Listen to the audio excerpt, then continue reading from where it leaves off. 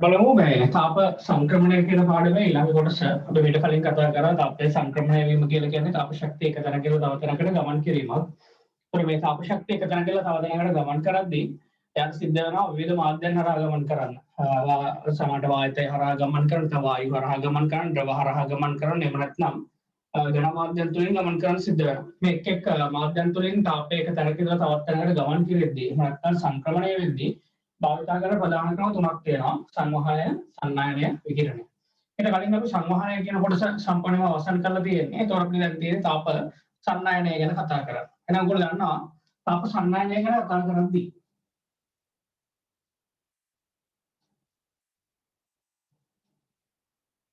අපි තාප සන්නායනය ගැන කතා කරද්දී සන්නායනය වගේ තාප ශක්තිය එක තැනක ඉඳලා තවත් තැනකට ගමන් කරන්නේ මොන වගේ මාධ්‍යයන් තුලද? පැහැදිලිවම ඝන මාධ්‍යයන් තුල තාප ශක්තිය එක තැනක ඉඳලා තවත් තැනකට ගමන් කරන්න පාවිච්චි කරන ප්‍රධාන ක්‍රමයක් වෙන්නේ තාප සන්නායනය. ඊට අමතරව ද්‍රව තුල ඉතාමත්ම සුළු වශයෙන් මේක සිද්ධ වෙනවා. ඉතාමත් සුළු වශයෙන් තමයි සිදු වෙන්නේ. වායුවක් තුල නම් සාමාන්‍යයෙන් සිදු නොවන මට්ටමේම තමයි තාප සන්නායනය කියන එක තියෙන්නේ. එහෙනම් අපි තේරුම් ගන්නවා තාප සන්නායනය කියන්නේ ඝන මාධ්‍යයක් තුල ප්‍රධාන වශයෙන්ම තාපය එක තැනක ඉඳලා තවත් තැනකට ගමන් කිරීම සඳහා භාවිත වන ක්‍රමවේදයක් විදිහට ද්‍රව තුළ ඉතා සුළු වශයෙන් තාපය සන්නායනය වෙනවා. වායුමය මාධ්‍යයන් තුළ නම් සාමාන්‍යයෙන් සන්නායනය සිදු නොවන මට්ටමේම තියෙනවා. ඔයාලා මතකද ඊට කලින් අපි සංවහනය පාඩමේදී ඊට පස්සේ අපි කතා කරේ තාප සංවහන යාන්ත්‍රණය කියන්නේ මොකක්ද කියලා. ඒ වගේම අපි බලන්න වෙනවා තාප සන්නායනයේදී මොකද්ද තාප සන්නායන යාන්ත්‍රණය. තාප සන්නායනයේදී මොකක්ද වෙන්නේ කියන එක ගැන තමයි අපි ඊට පස්සේ බලන්න වෙන්නේ. ඒතකොට තාප සන්නායනය සිදු කරන ප්‍රධානම මාධ්‍ය වෙන්නේ ඝන මාධ්‍යනේ. අපි එනවා මේකට උදාහරණයක් විදිහට ඝන මාධ්‍ය කොටසක් ගැන කතා කරමු. ඒතර ප්‍රබල තාප සන්නායකෙක් වෙච්ච ඝන මාධ්‍යයක් කොත් ලෝහයක් අපිට සලකන්න පුළුවන්. දැන් මේ තියෙන ලෝහ මාධ්‍ය කොටසක් කියන මේ තියෙන ලෝහ මාධ්‍ය කොටසක් නම් ඔය ලෝහ මාධ්‍යයේ තියෙන්නේ ලෝහක බන්ධනය නේද? පරමාණුද ලෝහක බන්ධනය නේද? ලෝහක බන්ධන ආකෘතිය වලට මතකයි මේ ලෝහය තමන්ගේ සංයුතාවයට ගැලපෙන්න පරමාණු වලින් ඉලෙක්ට්‍රෝන නිදහස් කරනවා. ඉලෙක්ට්‍රෝන නිදහස් කරලා ඇති වෙනවා සචල ඉලෙක්ට්‍රෝන අතිවිශාල සංඛ්‍යාවක්. සංයුතාවයට ගැලපෙන එක සංයුතාව දෙකයි නම් එක පරමාණුකට පුළුවන් ඉලෙක්ට්‍රෝන දෙක බැගින් නිදහස් කරන්න.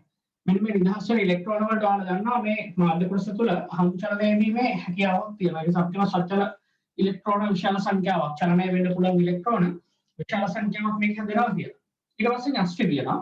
න්‍යෂ්ටි ඒගොල්ලෝ ගන්න එකම නගින්නේ නැහැ. කාබන් උෂ්ණත්වයේදී පවා ලැබෙන තාප ශක්තිය හේතුවෙන් මොකද වෙන්නේ? මේ න්‍යෂ්ටි කිසියම් මධ්‍යක පිටුමක් වටා දෙපසට කම්පණය වෙමින් ඉන්නේ. මොකක් හරි මධ්‍යක පිටුමක් වටා දෙපසට කම්පණය වෙමින් තමයි මේ න්‍යෂ්ටි. මේක තමයි ලෝහක බන්ධන ආකෘතිය නේ. දැන් අපිට ලෝහයක් කියලා හිතුව ගමන් මේක මතක් වෙන්න ඕන. ඒ ලෝහ කොටස ඇතුලේ ධනාරෝපිත න්‍යෂ්ටි වෙනවා. කාබන් උෂ්ණත්වයේදී පවා ලැබෙන තාප ශක්තිය හේතුවෙන් මධ්‍යක පිටුමක් වටා කම්පණය වෙමින් ඉන්න. ඒ වගේම මේ ලෝහ පරමාණු තමන්ගේ සංයුතාවයට ගැලපෙන්න ඉවත් කරපු ඉලෙක්ට්‍රෝන තියෙනවා. ඉලෙක්ට්‍රෝන මේ මාධ්‍ය කොටස තුළ තියෙන නිදහසේ නැත්තම් චලනය වෙමින් ඉන්න හම්බුස් චලනය වෙමින් ඉන්න ඉලෙක්ට්‍රෝන ටිකකුත් මේක තුළ ඉන්නවා. දැන් මෙන්න මේ වගේ මාධ්‍ය කොටසක එක කෙලවරකට තාප ශක්තිය දෙනවා කියලා ඔයාලා හිතන්න. අපි එක කෙලවරකට තාප ශක්තිය දෙනකොට මොකද වෙන්නේ? අපි මේ ලබා දෙන තාප ශක්තිය ලබා ගන්නවා ඒ ආබදම න්‍යෂ්ටිය. ඒ ආබදම න්‍යෂ්ටිය මේ තාප ශක්තිය ගන්න. උදාහරණයක් විදිහට තාප ශක්තිය ජූල් 100ක් මේ අරගත්තා කියන්නේ ඊට පස්සේ අපෝ දන්නවා මේකේ තියෙන මේ චලනය වෙන ඉලෙක්ට්‍රෝන සචල ඉලෙක්ට්‍රෝන ඇවිල්ලා මේ න්‍යෂ්ටිය ගැටෙනවා. ගැටලා ඒ ඉලෙක්ට්‍රෝන කරන්නේ මේ න්‍යෂ්ටියේ තියෙන තාප ශක්තියෙන් කොටසක් ඉල්ලගෙන ගිහිල්ලා ඊළඟ න්‍යෂ්ටියට දෙනවා. එතකොට මෙයාගේ තියෙන තාප ශක්තිය ප්‍රමාණය අඩු වෙනවා. අපි කියමු මෙයාගෙන් තාප ශක්තිය තිබුණකින් භාගයක් මිල්ලන් ගියා කියලා. එතකොට දැන් මේකට තියෙන ජූල් 50යි. ඒතකොට ඊළඟ න්‍යෂ්ටියට ලැබෙනවා ඒතකොට ජූල් 50යි මොකක්ද? ඊට පස්සේ ඔයගොල්ලෝ දන්නවා මේකේ තියෙන මේ වගේම තව චලනය වෙන ඉලෙක්ට්‍රෝන නේ. ඒ චලනය වෙන තවත් ඉලෙක්ට්‍රෝනයක් ඇවිල්ලා මේ න්‍යෂ්ටිය ගැටිලා ඒකේ තාප ශක්තියෙන් කොටසක් ඉල්ලගෙන ගිහිල්ලා ඊළඟ න්‍යෂ්ටියට දෙනවා. අපි හිතමු මේකේ භාගයක් මිල්ලගෙන ගියා කියලා. ඒතකොට දැන් මෙයාට ඉතුරු වෙන්නේ කොච්චරද? ජූල් 25යි. දැන් මෙයාට තුනේ ජූල් 25යි. ඊට පස්සේ මේ විදිහට තවත් එක්කෙනෙක් ඇවිල්ලා මේකේ ගැටිලා ඉවර වෙලා මෙයාගේ තාප ශක්තිය ඊටරන් ගියා. ඒතකොට මෙයාට ඉතුරු වෙන්නේ ජූල් 12.5යි. එකමඩ මම උදාහරණයක් විදිහට කිව්වේ. ඒතකොට බලන්න එකවට මේ මාධ්‍ය කොටස තුළ යාබද න්‍යෂ්ටියට තාප ශක්තිය ප්‍රදානය කරමින් තාප ශක්තිය ගමන් කරනවා නම් අන්න ඒක තමයි අපි හඳුන්වන්නේ තාප සන්නායන යාන්ත්‍රණය කියලා. ලස්සන වචනයක් පාවිච්චි කරනවා තාප සන්නායන යාන්ත්‍රණය කියන්නේ යාබද න්‍යෂ්ටියට තාප ශක්තිය ප්‍රදානය කරමින් තාප ශක්තිය අරන් යනවා නම් අපි ඒක හඳුන්වනවා තාප සන්නායන යාන්ත්‍රණය කියලා. එහෙනම් මම ආයෙ පැහැදිලි කරොත් ලෝහ මාධ්‍යයක් ගැන හිතුවොත් ඔයගොල්ලෝ දන්නවා ලෝහ මාධ්‍යයේ තියෙන ලෝහක බන්ධනය. ලෝහක බන්ධනයේ සචල ඉලෙක්ට්‍රෝන තියෙනවා. අර නිසා මධ්‍යක විරුමක් වඩා එකතන දෙන කම්පණය වෙන න්‍යෂ්ටි එකක් තියෙනවා. ලෝහයක එක කෙලවරකට අපි තාප ශක්තිය ලබා දුන්නා. එක කෙලවරකට තාප ශක්තිය ලබා දුන්නා.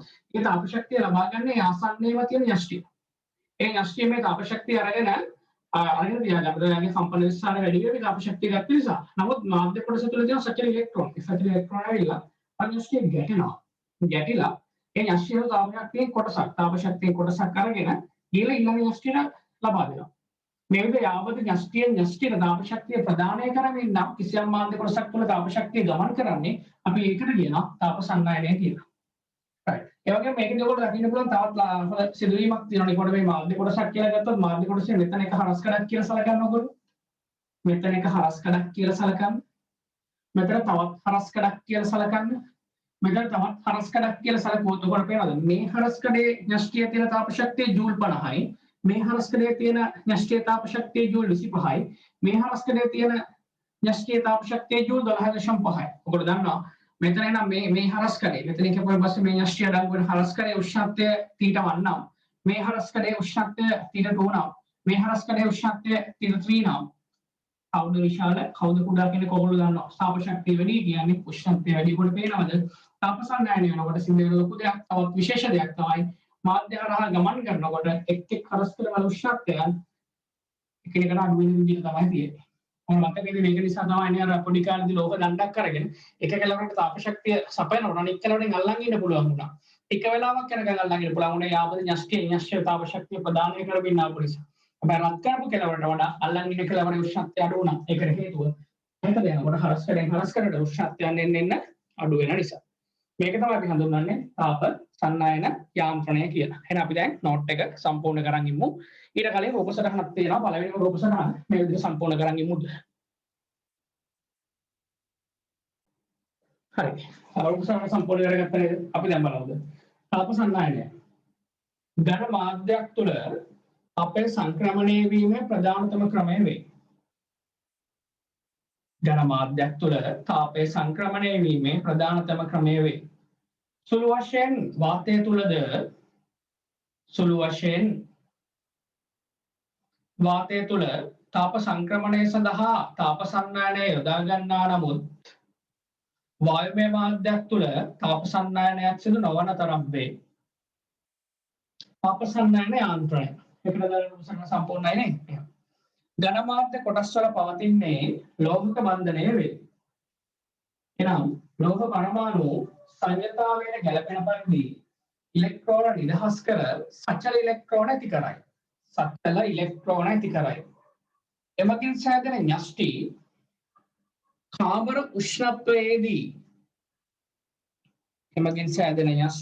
කාබර උෂ්ණත්වයේදී පවා ලැබෙන තාප ශක්තියෙන් කිසියම් මධ්‍යක පිහිටුමක් වටා දෙපසට කම්පණය වෙමින් පවතී. හිතේතලියමු එවැනි මාධ්‍ය කොටසක කෙලවරට තාප ශක්ති ප්‍රමාණයක් ලබා දුන් විට ඒ ආසන්නයේ පවතින න්‍යෂ්ටීන්ද කම්පන විස්සාරය වැඩි කර ගනිමින් කම්පණය වීමට පටන් ගනී. එවිට සචල ඉලෙක්ට්‍රෝන එම න්‍යෂ්ටියේ ගැටි එම තාප ශක්තියෙන්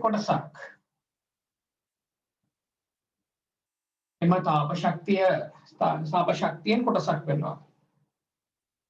තාප ශක්තියෙන් කොටසක් රැගෙන යන අතර ඊට යාබද න්‍යෂ්ටියේ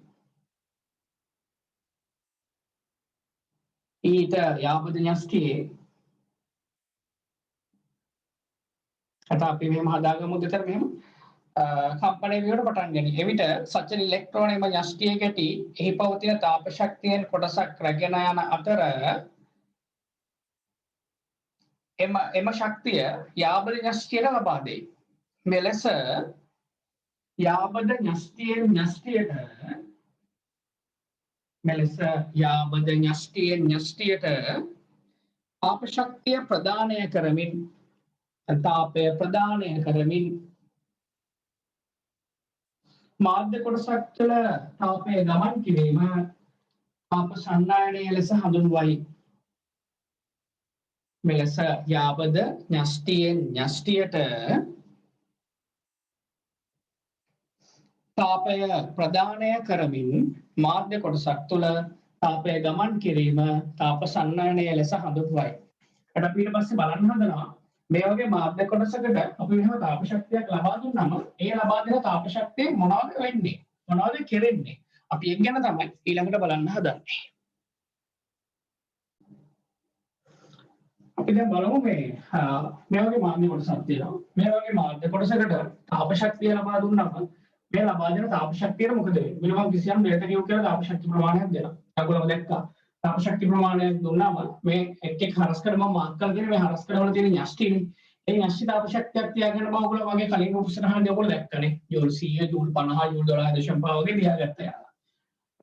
ඒක නිසා මේ හරස්කඩ වල අපි කියමු ශක්තිය වැඩි වෙනවා කියලා. ඒ නිසා අපි ලබා දෙන තාප ශක්තියෙන් කොටසක් වැය වෙනවා මේ එක් හරස්කඩ වල තාප ශක්තිය වැඩි කරන්න. උෂ්ණත්වය වැඩි කරන්න. අපි ඒ තාප ශක්ති ප්‍රමාණය කියමු ඩෙල්ටා Q1 කියලා. ඊට පස්සේ බලන්න මේ මාධ්‍ය කොටස බාහිර පරිසරයට නිරාවරණය වෙලා තියෙන්නේ. ඒක නිසා අපි ලබා දෙන තාප ශක්තියෙන් කොටසක් බාහිර පරිසරයට නිරාවරණය වෙලා තියෙන පෘෂ්ඨ හරහා බාහිර පරිසරයට හානි වෙනවා. අපි කියමු මේ හානි වෙන තාප ප්‍රමාණය ඩෙල්ටා Q2 කියලා. ඉතිරි වෙච්ච තාප ප්‍රමාණය තමයි මාධ්‍ය කොටස තුලින් ඉදිරියට සංක්‍රමණය වෙන්නේ. ඒ කියනකොට තේරෙනවද? අපි කිසියම් මාධ්‍ය කොටසකට තාප ශක්ති ප්‍රමාණයක් ලබා දුන්නාම ඒ ලබා දෙන තාප ශක්ති ප්‍රමාණය වැය වෙනවා ප්‍රධාන කාරණා තුනකට. එකක් තමයි මාධ්‍ය කොටස් වල හරස්කඩ මාධ්‍ය කොටසේ එක් හරස්කඩ වල උෂ්ණත්වය වැඩි කරන කිසියම් තාප ශක්ති ප්‍රමාණයක් යනවා. ඊට පස්සේ නිරාවරණය වෙලා තියෙන පෘෂ්ඨ වලින් බාහිර පරිසරයට හානි වෙන තවත් කිසියම් තාප ශක්ති ප්‍රමාණයක් යනවා. ඉතිරි වෙච්ච ටික තමයි මාධ්‍ය කොටස හරහා ඉස්සරහට ගමන් කරන්නේ නැත්නම් සංක්‍රමණය වෙන්නේ. ඒ නිසා අපිට ඕන කියන්න තිබුණා අපි ලබා දුන්න තාප ශක්තිය ඩෙල්ටා Q නම් ඩෙල්ටා Q සමාන වෙනවා හරස්කඩ වල උෂ්ණත්වය වැඩි කරන්න වැය වෙච්ච තාප ශක්ති ප්‍රමාණය ධන බාහිර පෘෂ්ඨ වලින් බාහිර පරිසරයට හානි වෙච්ච තාප ශක්ති ප්‍රමාණය ධන මාධ්‍ය කොටස වලින් ඉදිරියට ගමන් කරපු තාප ශක්ති ප්‍රමාණය කියලා. හරි. දැන් කිසියම් නිශ්චිත තාප ශක්ති ප්‍රමාණයක් දුන්නොත් නේ අපි එහෙම කරන්නේ නැතුව මෙහෙම කරමු. එනිතන මාධ්‍ය කොටසක් තියෙනවා. ඔයාලා දන්නවා මේ මාධ්‍ය කොටස තාප ශක්තිය දුන්නොත් ඒ තාප ශක්තිය ලැබෙන්නේ මොනවා සඳහාද කියන එක ඔයාලා දන්නවා. මම කරන්න හදන්නේ මේ මාධ්‍ය කොටස තාප ශක්තිය දෙනවා නියත ශීඝ්‍රතාවයක. ඒ කියන්නේ හැම තප්පරයකදීම කිසියම් නිශ්චිත තාප ශක්ති ප්‍රමාණයක්. උදාහරණයක් විදිහට හැම තප්පරයකදීම ජූල් පීඩකින් දෙනවා කියලා හිතන්න. නියත ශීඝ්‍රතාවයක් ශීඝ්‍රතාව නියත හැම තප්පරයකදීම දෙනවා ජූල් පීඩකින්. දෙනකොට ඔයගොල්ලෝ දන්නවා පළවෙනි තප්පරයේදීම ලැබෙන ජූල් පී ප්‍රමාණයෙන් කොටසක් වැය වෙනවා මොකටද? මේ හරස්කඩ වල උෂ්ණත්වය වැඩි කරන්න නේද? අපි ඒක පුරුදු විදිහට හදිනවා ඩෙල්ටා Q1 කියලා. ඒක නේද වෙන්නේ. ඊට පස්සේ අර නිරාවරණය වෙලා තියෙන පෘෂ්ඨ වලින් බාහිර පරිසරයට හානි වෙන්න පටන් ගන්නවා. අපි ඒක හදිනවා ඩෙල්ටා Q2 කියලා. ඉතිරි වෙච්ච ටික තමයි මාධ්‍ය කොටස හරහා සංක්‍රමණය වීම සිදු වෙන්නේ. යාබද න්‍යෂ්ටි සංක්‍රමණය වෙන්නේ. හරිද? ඒතර නියත ශීඝ්‍රතාවකින් තාපය සපයුවොත් වෙන්නේ ඔක නේද? ඒ අපි පළවෙනි තප්පරයේදීම සපය තාප ශක්ති ප්‍රමාණය කොටසක් යනවා හරස්කඩ වල උෂ්ණත්වය වැඩි කරන්න. තවත් කොටසක් බාහිර පරිසරයට හානි වෙනවා. ඉතිරි කොටස මාධ්‍ය හරහා සංක්‍රමණය. මේ වගේ අපි දිගින් දිගට පළවෙනි තප්පරයේදී පී ප්‍රමාණයක් දුන්නා, දෙවෙනි තප්පරයේදී පී ප්‍රමාණයක් දෙනවා, තුන්වෙනි තප්පරයේදී පී ප්‍රමාණයක් දෙනවානේ. හැම තප්පරයකදීම නියත ශීඝ්‍රතාවකින් තාපය සපයන මොකද්ද වෙන්නේ? මේ එක් හරස්කඩ වල උෂ්ණත්වයන් ටික වැඩි වෙන්න පටන් ගන්නවා නේ.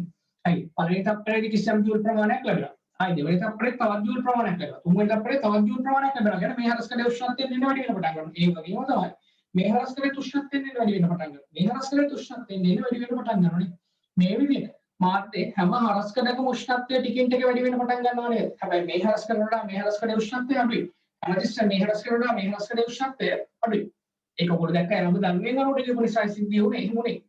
හරි මේ විදිහට අපි නියත ශීඝ්‍රතාවයකින් තාප ශක්තිය සපයනකොට මොකද වෙන්නේ එක් හරස්කඩ වල උෂ්ණත්වය ක්‍රමක්‍රමයෙන් වැඩි වෙනවා දිගින් දිගටම ක්‍රමක්‍රමයෙන් වැඩි වෙනවද නැහැ එක්තරා අවස්ථාවකට පස්සේ තවදුරටත් මේ හරස්කඩ තාප ශක්තිය වැඩි කරගන්නේ නැහැ තවත් තාපය ගන්න ඒ හරස්කඩ තීරණය කරන තමන්ට දැන් තියෙන තාප ශක්ති ප්‍රමාණය ඇති මේ හරස්කඩ තීරණය කරන දැන් තමන්ට ලැබිලා තියෙන තාප ශක්ති ප්‍රමාණය ඇති මේ හරස්කඩ තීරණය කරන දැන් තමන්ට ලැබිලා තියෙන තාප ශක්ති ප්‍රමාණය ඇති කියලා ඉතින් එතකොට තවදුරටත් ඒ හරස්කඩම තාප ශක්තිය ගන්න නැහැ නේ. ඒතර අපිට නිරීක්ෂණය වෙන්නේ මොකද? මේ හරස්කඩේ උෂ්ණත්වය වැඩි වෙන තිබෙන එක්තරා අවස්ථාවකට පස්සේ තවදුරටත් වැඩි වෙන්නේ නැහැ.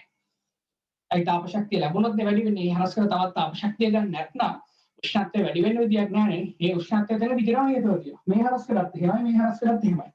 අපිට දකින්න පුළුවන් වෙනවා නියත ශීඝ්‍රතාවයකින් තාපය සපයනකොට එක් හරස්කඩවල උෂ්ණත්වය ටික ටික වැඩි වෙලා ගිහිල්ලා එක්තරා අවස්ථාවකට පස්සේ ඒවා එක් අගයන් වල නියතව පවතිනවා. ඔන්න ඔය හරස්කඩවල උෂ්ණත්වය එක් අගයන් වල නියතව පවතිනවා නේද? අන්නේ අවස්ථාව අපි හඳුන්වනවා මාධ්‍ය කොටස අනවරත අවස්ථාවටපත් වුණා කියලා. මොන අවස්ථාවටද?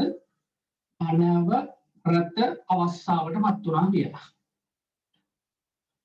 එතකොට අනවරත අවස්ථාවටපත් වෙලා නම් තියෙන්නේ අපි අනවරත අවස්ථාවටපත් වුණාට පස්සේ මම කියන්නේ අනවරත අවස්ථාවටපත් වුණාට පස්සේ ලබා දෙන තාප ශක්තියෙන් කොටසක්වත් මේ හරස්කඩක්වත් ගන්න නැහැ නේද? අනවරත අවස්ථාවට පස්සේ අපි ලබා දෙන තාප ශක්තියෙන් කොටසක්වත් මේක හරස්කඩක්වත් ගන්න නැහැ නේද? එතකොට අනවරත අවස්ථාවට පස්සේ අපි ලබා දෙන තාපය ලබා දීමේ ශීඝ්‍රතාවය සමාන වෙන්න ඕන මොකටද?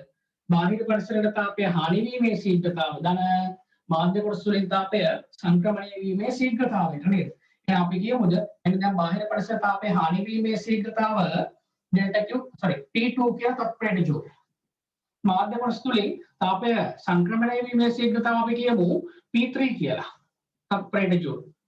ශීඝ්‍රතාවයක් නේ. එතකොට මට මේක සම්බන්ධතාව ලියන්න පුළුවන්. මම තත්පරයකදී ලබා දෙන තාප ශක්තිය තාපය ලබා දීමේ ශීඝ්‍රතාව සමානයි බාහිර පරිසරයට තාපය හානි වීමේ ශීඝ්‍රතාව ධන මාධ්‍ය කොටස් තුලින් තාපය ගලා යාමේ ශීඝ්‍රතාව කියලා. එතන වැදගත් වශයෙන් ශීඝ්‍රතාව කියන කතාව කියන්න ඕනේ. හේතුව කලින් කියන්නේ අපි දුන්නේ නිශ්චිත තාප ශක්ති ප්‍රමාණය. දැන් අපි වෙන්නේ ශීඝ්‍රතාවය කියන නියත ශීඝ්‍රතාවය. හැම තත්පරයකදීම නිශ්චිත තාප ශක්ති ප්‍රමාණය බෙකින් දෙනවා. ඒක නිසා අපිට ශීඝ්‍රතාව කියන වචනේ දෙද්දී අත්‍යවශ්‍යයි. හොඳයි.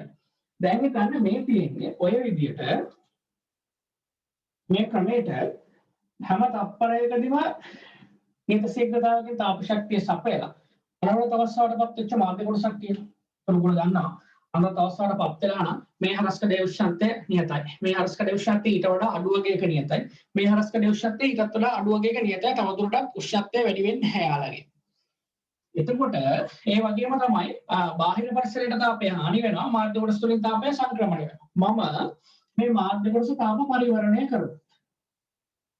මේ මාක්කින් කියවෙන්නේ මාධ්‍ය කොටස තාප පරිවර්ණය කරනවා කියලා. තාප පරිවර්ණය කරනවා කියන එකේ තේරුම ඔයගොල්ලෝ දන්නවා. බාහිර පරිසරයට තාප ශක්තිය ගමන් කරන්නේ. තාප පරිවර්ණය කරොත් මොකද වෙන්නේ? මම ලබා දෙන තාප ශක්තිය මාධ්‍ය කොටස තුල දැන් බාහිර පරිසරයට හානි වෙන්න බෑනේ. ඒක නිසා මාධ්‍ය කොටස් වල සංක්‍රමණය වෙන්න විතරයි නේද ඉතුරු වෙන්නේ. බලන්න එහෙනම් අනවරත අවස්ථාවටපත් වෙච්ච තාප පරිවර්ණය කරපු මාධ්‍ය කොටසක් තිබුණොත් මොකද වෙන්නේ? මම තාපය ලබා දෙන ශීඝ්‍රතාවය මාධ්‍ය කොටස් වලින් තාපය ගමන් කරන ශීඝ්‍රතාවයට සමාන වෙන්න ඕන. එහෙනම් ඒ වගේ වෙලාවක අපිට කියන්න පුළුවන් තාපය ලබා දීමේ ශීඝ්‍රතාවය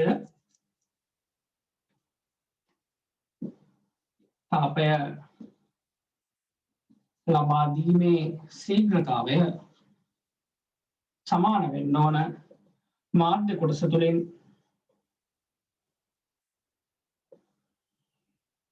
තාපය සන්නායනය වීමේ ශීඝ්‍රතාවයට.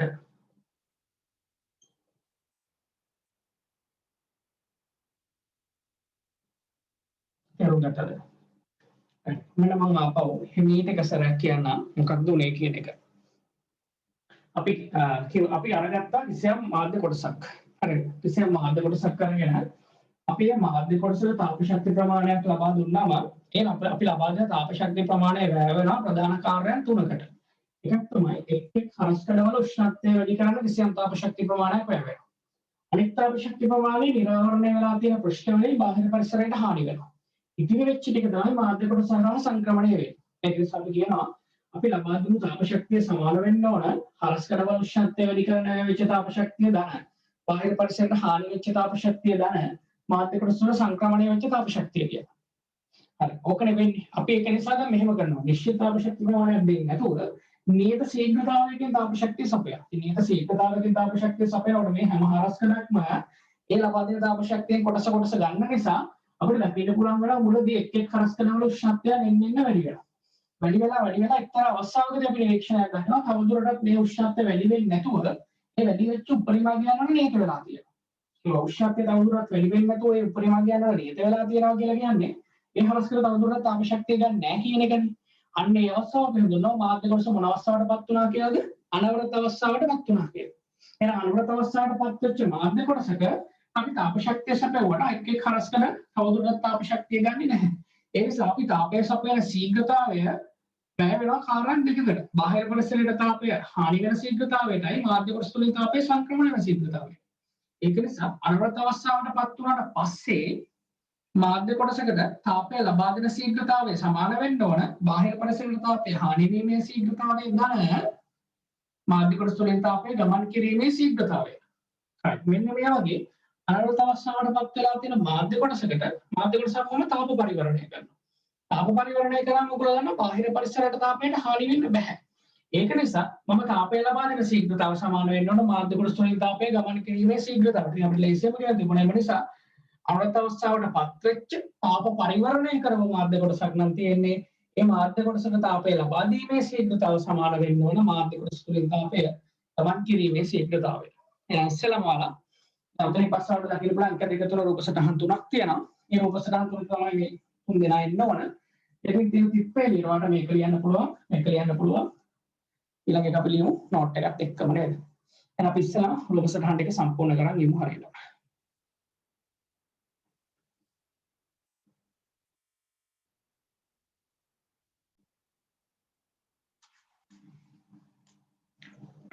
right අපි බලමු එහෙනම් නෝට් එක. සටහන් තුනට එහෙනම් නෝට් එක සම්පූර්ණ කරමු. මාධ්‍ය කොටසකට කිසියම් තාප ශක්ති ප්‍රමාණයක් සැපයූ විට එම තාප ප්‍රමාණය කාරණා තුනක් සඳහා වැය වේ. එනම් අංක 1 මාධ්‍ය කොටසේ හරස් කර ශේෂ්ඨඵලවල උෂ්ණත්වය ඉහළ නැංවීමට මාධ්‍ය කොටසේ හරස් කළ ශේෂ්ඨඵලවල උෂ්ණත්වය ඉහළ නැංවීමට වරහන් ඇතුළේ දාන්න ඩෙල්ටා Q1 කියලා. අංක 2 නිරාවරණය වී ඇති පෘෂ්ඨ මගින් බාහිර පරිසරයට හානි වීමට නිරාවරණය වී ඇති පෘෂ්ඨ මගින් බාහිර පරිසරයට හානි වීමට වරහන් ඇතුළේ දාගන්න ඩෙල්ටා Q2 කියලා. අංක 3 මාධ්‍ය කොටස තුලින් වෙනවා. මාධ්‍ය කොටස තුලින් තාපය සන්නායනය වීමට වරහන් ඇතුළේ දාගන්න ඩෙල්ටා Q3 කියලා. එතකොට ඔයගොල්ලෝ රූප සටහනේ දාගෙන තියෙනවා ඩෙල්ටා Q සමාන ඩෙල්ටා Q1 ධන ඩෙල්ටා Q2 ධන ඩෙල්ටා Q3 කියලා. right නමුත් නියත ශීඝ්‍රතාවයකින් මාධ්‍ය කොටසට දිගටම තාප ශක්තිය සපයන විට එම මාධ්‍ය කොටසේ හරස් කළ ශේෂ්ඨඵලවල උෂ්ණත්වය ක්‍රමක්‍රමයෙන් ඉහළ ගොස් මාධ්‍ය කොටසේ හරස් කළ ශේෂ්ඨඵලවල උෂ්ණත්වය ක්‍රමක්‍රමයෙන් ඉහළ ගොස් එක්තරා අවස්ථාවකදී තවදුරටත් එම එක් හරස් කඩවල උෂ්ණත්වය ඉහළ නොයා එක් අගයන්හි නියතව පැවතීම සිදුවේ. එනම් පසුව සපයන ලබන තාප ශක්තිය මාධ්‍ය කොටසේ හරස් කළ ශේෂ්ඨඵලවල උෂ්ණත්වය වැඩි කිරීම සඳහා භාවිතා නොකරයි. ඒ නිසා එම අවස්ථාවේ සපයන තාප ශක්ති ප්‍රමාණය වැයවන්නේ කාර්යයන් දෙකක් සඳහා පමණි. එනම් අංක 1 නිරාවරණය වී ඇති පෘෂ්ඨවලින් බාහිර පරිසරයට හානි වීම. අංක 2 මාධ්‍ය කොටස තුලින් සන්නායනය වීම. දවල්ේ රූප සටහන සම්පූර්ණ කරගෙන තියෙනවා. රූප සටහන වල මාර්ක් කරලා තාපය සපයන ශීඝ්‍රතාව තත්ත්වයට ජූල් P නම් P සමානයි P2 ධන P3 කියලා. එහෙනම් පළවෙනි එක අංක 1ට තිබුණ කාරණා දෙකේ අංක 1 නිරාවරණය වී ඇති පෘෂ්ඨවලින් බාහිර පරිසරයට හානි වීම කියන දේ වරහන් ඇතුළේ දාගන්න P2 කියලා. මාධ්‍ය කොටස තුළින් තාපය සන්නායනය වීම කියන එක දාගන්න P3 කියලා. එතන ඒ රූප සංඥාවේ තියෙන ස්ටයිල් එක P සමානයි P1 P2 ධන P3 කියන්නේ තාපය ලබා දීමේ ශීඝ්‍රතාව සමානයි බාහිර පරිසරයට තාපය හානි වීමේ ශීඝ්‍රතාව ධන මාධ්‍ය කොටස තුළින් තාපය සන්නායනය වීමේ ශීඝ්‍රතාව කියන වචනේ වන සිග්නේත ශීඝ්‍රතාවකේ සපයන නිසා. මෙම අවස්ථාව මාධ්‍ය කොටස අනවරත අවස්ථාවට පත් වූ අවස්ථාව ලෙස හඳුන්වයි. දෙකට වශයෙන් අනවරත අවස්ථාව. එනවතන ඔයගොල්ලෝ මෙතනින් පස්සේ දැනගන්නවා අනවරත අවස්ථාව කියලා කියන්නේ හරස් කරන උෂ්ණත්වය තවදුරටත් ඉහළ නොයන අවස්ථාව. අනවරත අවස්ථාවටපත් වූ පසු මාධ්‍ය කොටසකට අනවරත අවස්ථාවටපත් වූ පසු මාධ්‍ය කොටස තාප පරිවර්තනය කරනු ලැබුවහොත් බාහිර පරිසරයට තාප හානි වීමද වළකී. අනවරත අවස්ථාවටපත් වූ පසු මාධ්‍ය කොටස තාප පරිවර්තනය කරනු ලැබුවහොත් බාහිර පරිසරයට තාප හානි වීමද වළකී.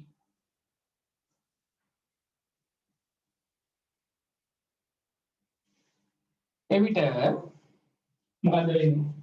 තාපය ලබා දීමේ ශීඝ්‍රතාවය සමානයි මාධ්‍ය කොටස තුළින් තාපය සංනයනය වීමේ ශීඝ්‍රතාවය. තාපය ලබා දීමේ ශීඝ්‍රතාවය සමානයි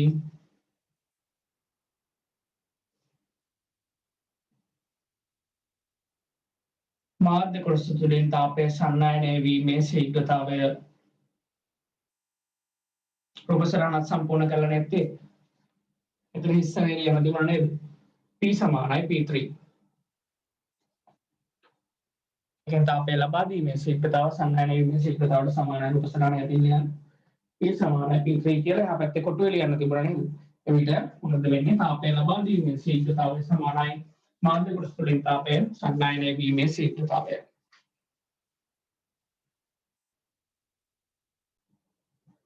හරි අපි බලමුද මෙතනින් එහාට දැන් අපි කතා කරේ මාධ්‍ය කොටසක් ආවර්ත අවස්ථාවටපත් වීම සම්බන්ධව. දැන් ඔයගොල්ලෝ දන්නවා මාධ්‍ය කොටසට නියත ශීඝ්‍රතාවයකින් තාප ශක්තිය සපයනකොට හරස්කඩ වල උෂ්ණත්වය වැඩි වෙලා එක්තරා අවස්ථාවකදී ආවර්ත අවස්ථාවටපත් වෙනවා. මේ හරස්කඩ එකක්වත් තාප ශක්තිය ගන්න නැහැ. ඒ වගේ මාධ්‍ය කොටසක් තාප පරිවර්තනය කරොත් බාහිර පරිසරයට තාප හානි වීමක් සිද්ධ වෙන්නේ නැහැ.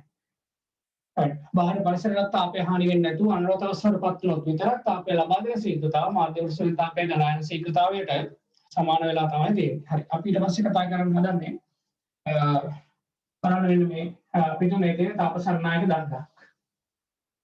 මම මේ තාප සන්නායක දණ්ඩට තාප ශක්තිය ලබා දෙන්න හදන්නේ. මම මේ පැත්තට තාප ශක්තිය ලබා දෙන්න පාවිච්චි කරන හුමාල කුටීරයක්. බලන්න මම දණ්ඩේ කොටස සම්පූර්ණයෙන්ම හුමාල කුටීරයක් තුල ඉල්ලනවා. හුමාල කුටීරයක් කියන අපිට හුමාලය තමයි මේකට අතුල් කරන්න පුළුවන් වෙන්නේ. හුමාලය අතුල් කරන්නත් ඝනීභවන වෙච්ච හුමාලය ඉවත් කරන්නත් අපි දොර දෙකක් භාවිත කරනවා.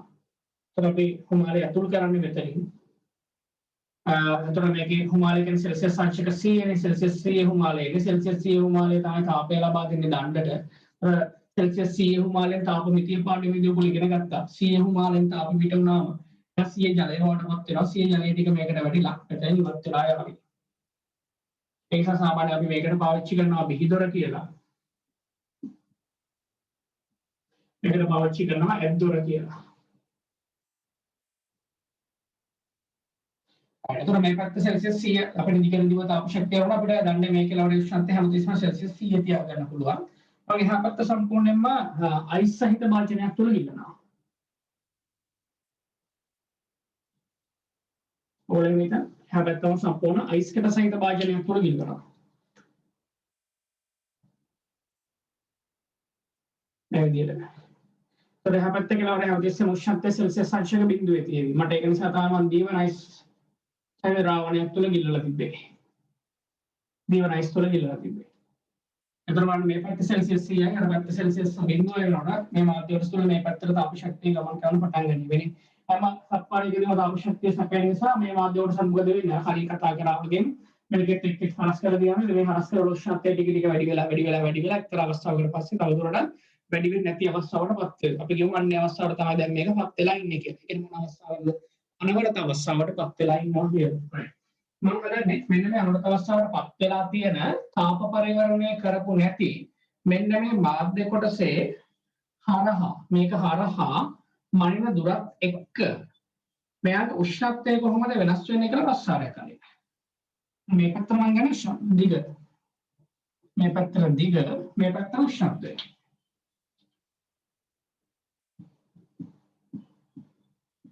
तो मैं पेतना केलवरे ना बोले हम बदल दाटा 3 सेल्सियस अंश का सी मेतना में केलवरे 3 सेल्सियस अंश का बिंदु है हरिट मेतना ने दासन राइट अन्नतना इतना सेल्सियस अंश का बिंदु है दर අපි කලින් ඔයගොල්ලෝ තීරණයක් දැන් මතක් කරනවා ඇතර යන්නේ යන හරස් කරන උෂ්ණත්වය ටික ටික අඩු වෙනවා එතකොට මේ විචාරණය සාමාන්‍යයෙන් කියන්නේ වක්‍රයද ඔව් මේක තාප පරිවර්තනය කරලා නැති නිසා මේ විචලන වක්‍ර විචලනයක් විදිහට තමයි අපිට දකින්න පුළුවන්. අවධිය වක්‍රය. ඒතර අපි ප්‍රසාර මූලික ධර්ම පාඩමක් අපවම කරන අවතාවක් කරා. ඒකෝට වෙන මේකේ තියෙන අඩුවන අනුක්‍රමණයක් සහිත ප්‍රසාරය. ඒ කියන්නේ නිකම්ම හිතන්න මෙන්න මෙතන තියෙන හරස්කඩක් කියලා. x dash කියලා හරස්කඩ කියලා හිතන්න. මට ඕන මෙතනින් ගන්න දෙනවා y dash කියලා හරස්කඩක්.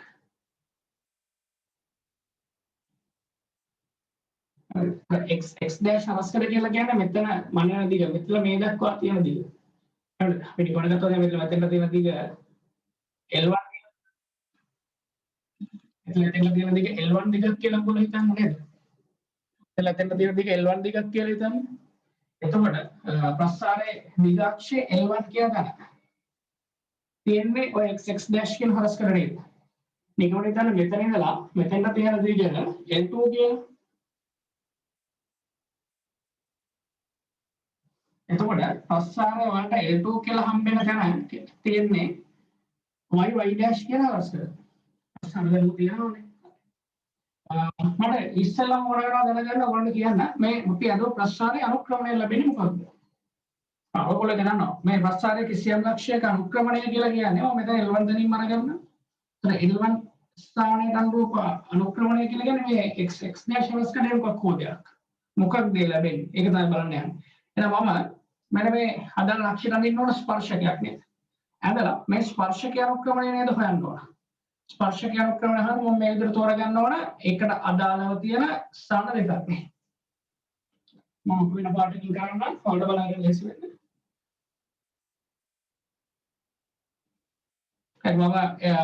මට ඕන x dash හරස්කඩේදී ප්‍රස්ථාරය අනුක්‍රමණය හොයන්න නම් මම L1 දුරට නේද අදාළ වෙන්න ඕන. ප්‍රස්ථාරය හම්බුණා. ස්පර්ශකයක් ඇඳලා ස්පර්ශකයේ අනුක්‍රමණය හොයන්නයි මම යන්නේ. එතන ස්පර්ශකයේ දුරින් දෙන ලක්ෂ්‍ය දෙකක් තෝරගෙන ඊළඟ රූප x අක්ෂයගේ කොච්චරද y අක්ෂයගේ කොච්චරද. අද y අක්ෂය අගය කියලා කියන්නේ අතරක මෙතන තියෙන අගය θ1 නම් මෙතන තියෙන අගය θ2 නම් මෙතන තියෙන දිගක් නේ ඒක සමන් එක්කෙනීම d කියලා ගන්න. එතකොට මෙන්න මේ ප්‍රස්ථාරයේ අනුක්‍රමණය කියලා කියන්නේ කාටද? ප්‍රස්ථාරයේ අනුක්‍රමණය කියලා කියන්නේ කලින් වගේම ලියන්න තිබුණා නේද? අනුක්‍රමණය සමානයි delta y බෙදීම delta x.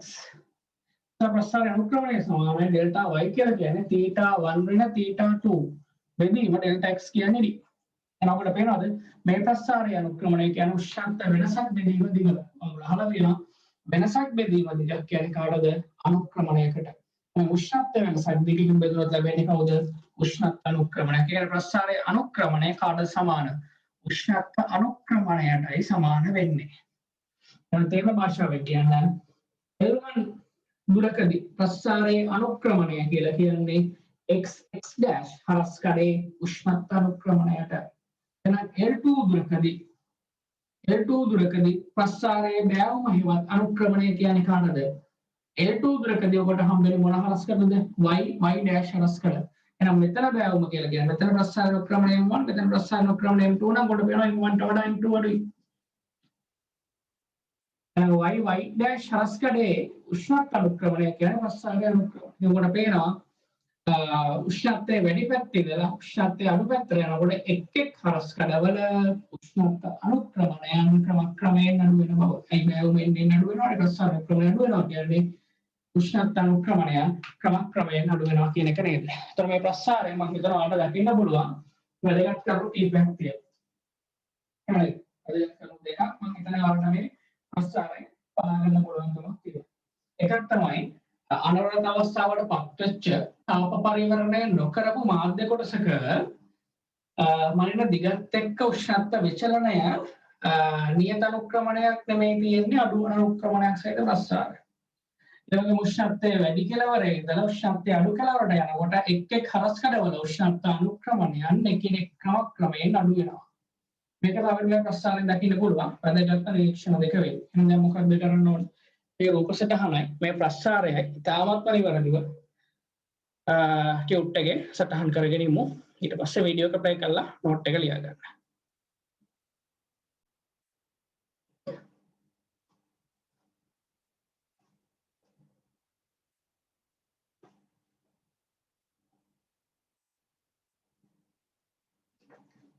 රූප සටහන ඉවරයි නේද?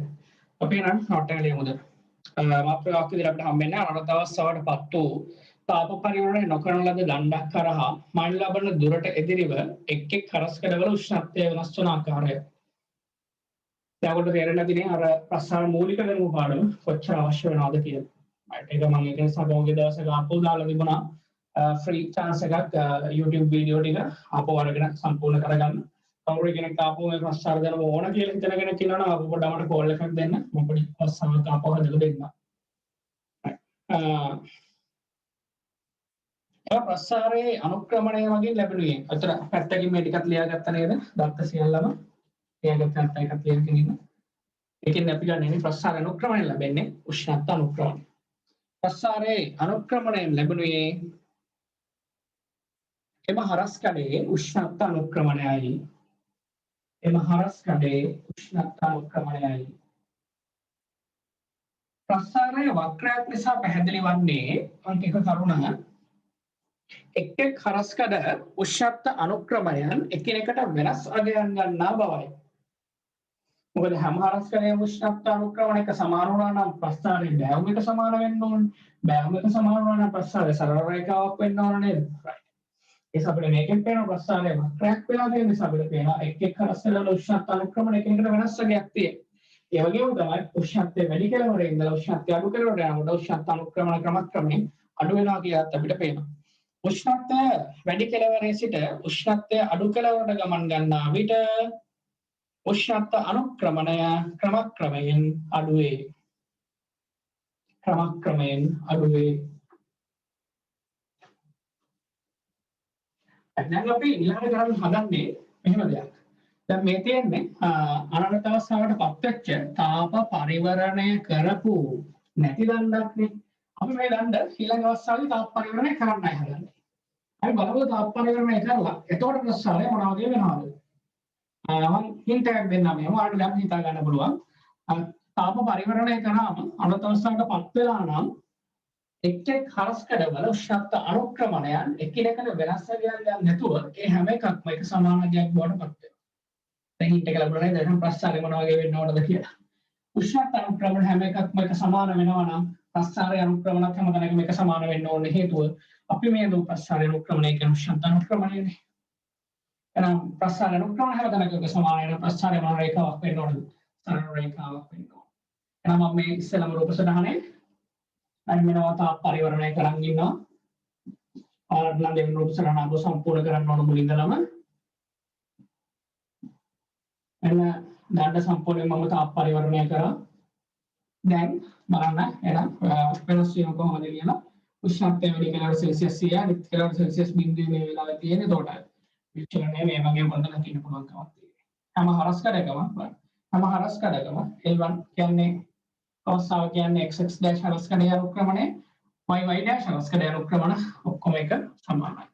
ඒ ප්‍රොෆෙසර්ණ සලම් සම්පූර්ණ කරගෙන ඉමු හරියට. දෙවි ප්‍රොෆෙසර්.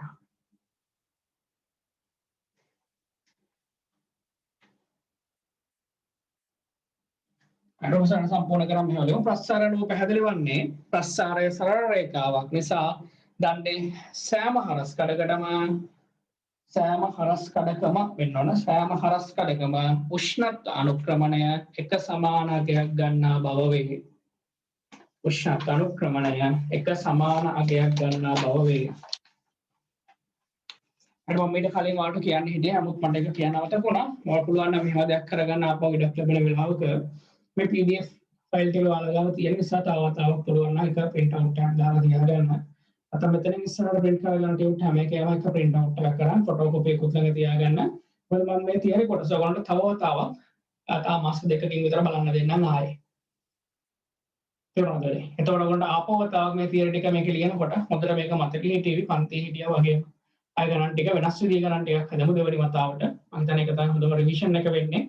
රිවිෂන් එකක් ඇතුළේ තවත් රිවිෂන් එකක් විදිහට අපිට යන්න පුළුවන්. තියරි හොඳට මතක තියෙන විදිහටම කාලය මැනේජ් කරන් අපි මේ වැඩේ කරමු. පුළුවන් නම් ෆිසික්ස් වලට පොඩ්ඩක් වැඩි වෙලාවක් අරගන්න කියලා මම ඔයාලගෙන් ඉල්ලනවා. දැන් ඔයාලට මතකයි අපි මීට කලින් ඉගෙන ගත්තේ තාපේ පාඩමේ තාපසං වහනය. මේ තාපසං වහනේදී ඔයාලා දැක්කා තාපසං වහනේදී ඔයාලා දැක්කා අපිට හම්බුණා එක නියමයක් නිව්ටන්ගේ සිසිලන නියමය කියලා. අපිට මේකෙදිත් හම්බුණා නියමයක්. තාප සන්නායනයේ සම්බන්ධ නියමය කියලා. අපි දැන් මේ නියමයට ගිහින් ඊට පස්සේ අපිට තියෙන ගණන් හදන්න. ඒකේ තියෙන කොටස මෙතනදී තියෙනවා. බලමු තාප සන්නායනයේ සම්බන්ධ නියමය මොකද කියවෙන්නේ කියලා. අද අපි බලමු මොකද්ද මේ තාප සන්නායනයේ සම්බන්ධ නියමයෙන් කියවෙන්නේ කියලා. අර සංවහනයේ පාඩම වගේම හරි ලේසි. මතක තියාගන්න ඉන්න සිද්ධාන්ත ටික. වෙන මාධ්‍ය කොටසක් තියෙනවා.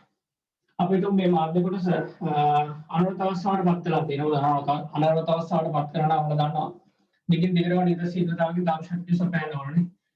අනුරත අවස්ථාවට පත් වෙලා විතරක් නෙමෙයි මම මේ මාධ්‍ය කොටස තාම පරිවර්තනය කරලා දෙනවා කියලා තව හිතාගන්න.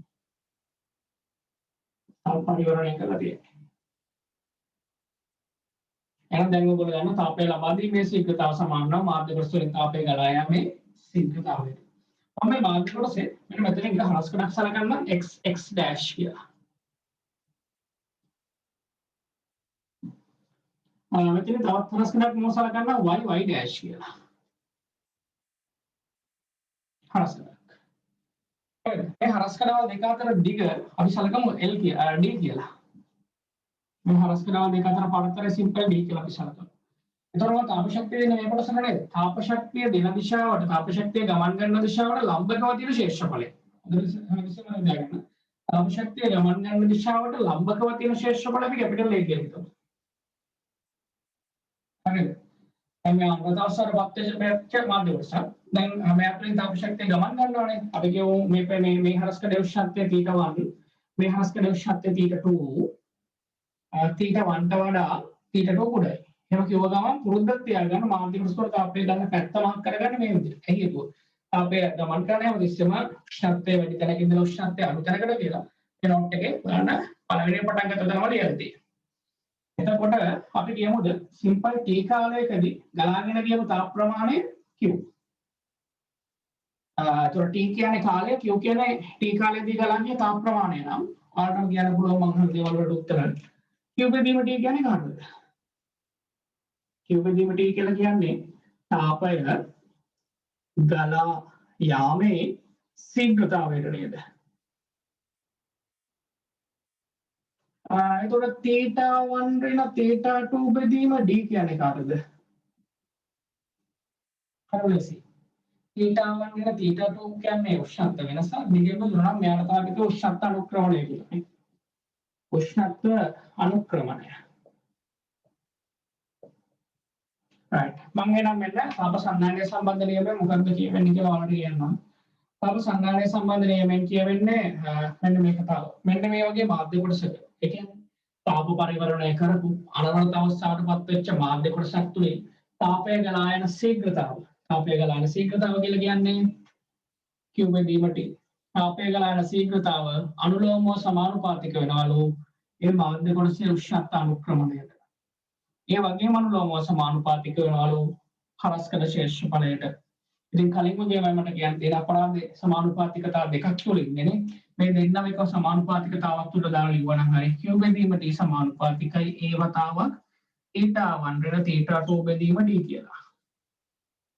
එහෙනම් අපි අර නියතය අයින් කරමුද? නියතය සමානුපාතික ලකුණ අයින් කරමු නියතයක් දාලා. ඒ පැත්තට නියතයෙන් ගුණ කරලා අපිට සම්මත සමීකරණ ගන්න දෙුණා. q බෙදීම t සමානයි කාටද? ඒ වතාව θ1 වෙන θ2 බෙදීම d කියලා. මේක තමයි අපේ සම්මත සමීකරණය. මේකේ k කියන්නේ මාධ්‍යක තාප සන්නායකතාව. k කියන්නේ තාප සන්නායකතාව. තේරුම් ගත්තද නම් වෙන මාත් එක්ක සරක් මේක දිහා හරිම ලේසි දැන් කටපාඩම් කරන්න දෙයක් නැහැ. මේ මතක් කරා මොකද්ද මේ නියමයෙන් කියවෙන්නේ?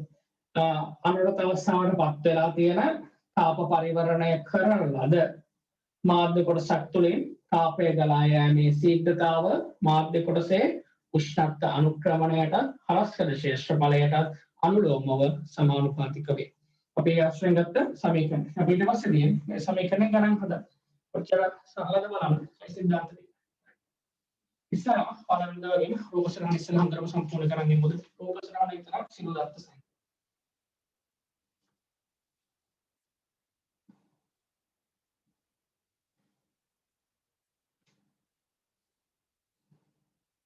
right අපි බලමු. තාප සම්මානයේ සම්බන්ධ නියමය. තාප පරිවර්තනය කර ඇති අනවරත අවස්ථාවටපත් වූ මාධ්‍ය කොටසක් තුළින් තාපය ගලා යන ශීඝ්‍රතාවය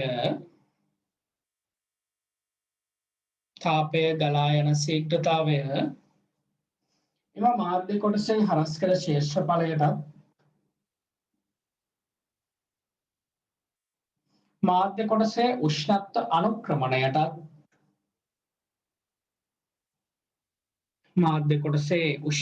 අනුක්‍රමණයටත් අනුලෝමව සමානුපාතික වේ.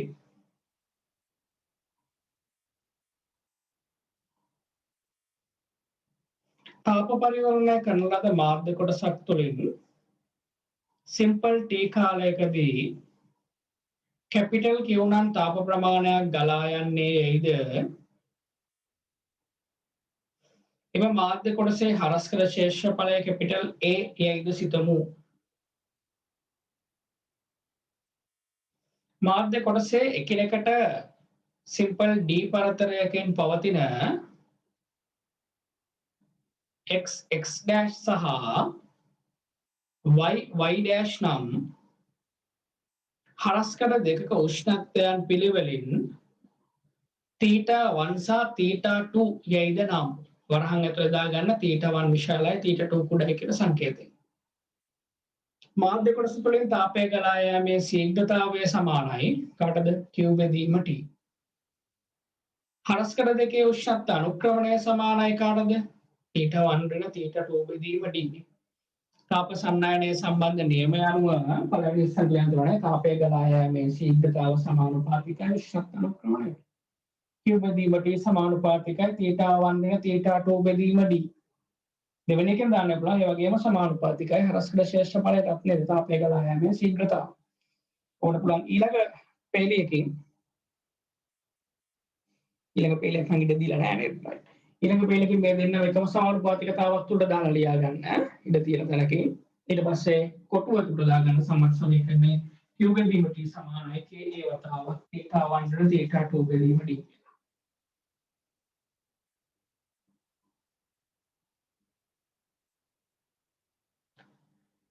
මේ K අණු මාධ්‍යයේ තාප සන්නායකතාවයි. තාප සන්නායකතාවයේ ඒකක සහ මාන. එහෙනම් කලබල නැතුව උතන තාප සන්නායකතාවයේ ඒකකයි මානයිත් කියලා දෙන්නකෝ.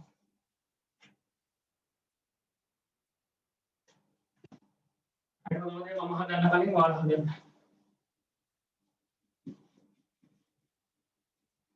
තාප සන්නායකතාවයේ ඒකක සහ මාන.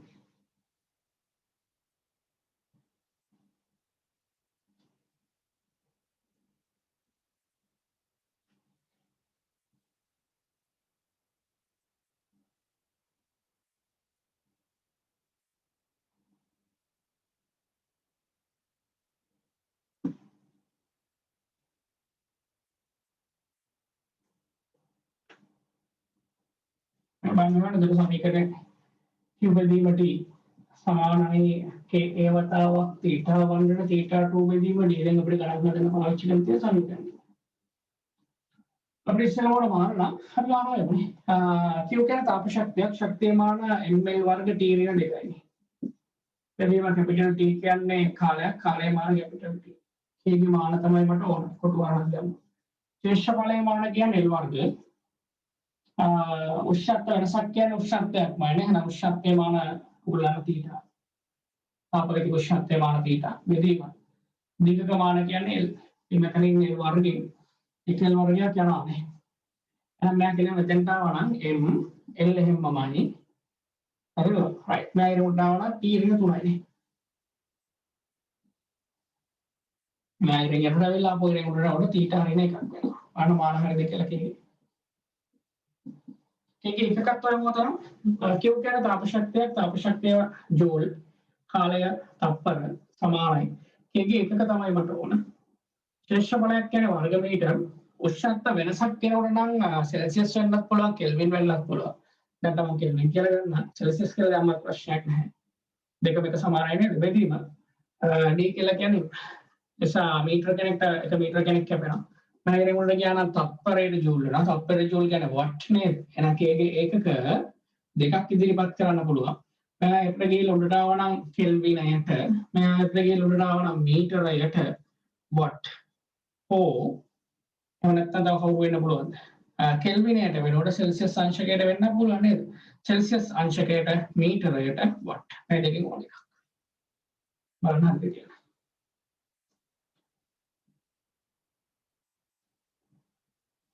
අරමුණු කාටද තිබුණා නම් හදාගන්න. අපි ඊට පස්සේ බලමු තාප සන්නායකතාවයේ අර්ථ දැක්වීම මොනවද කියලා.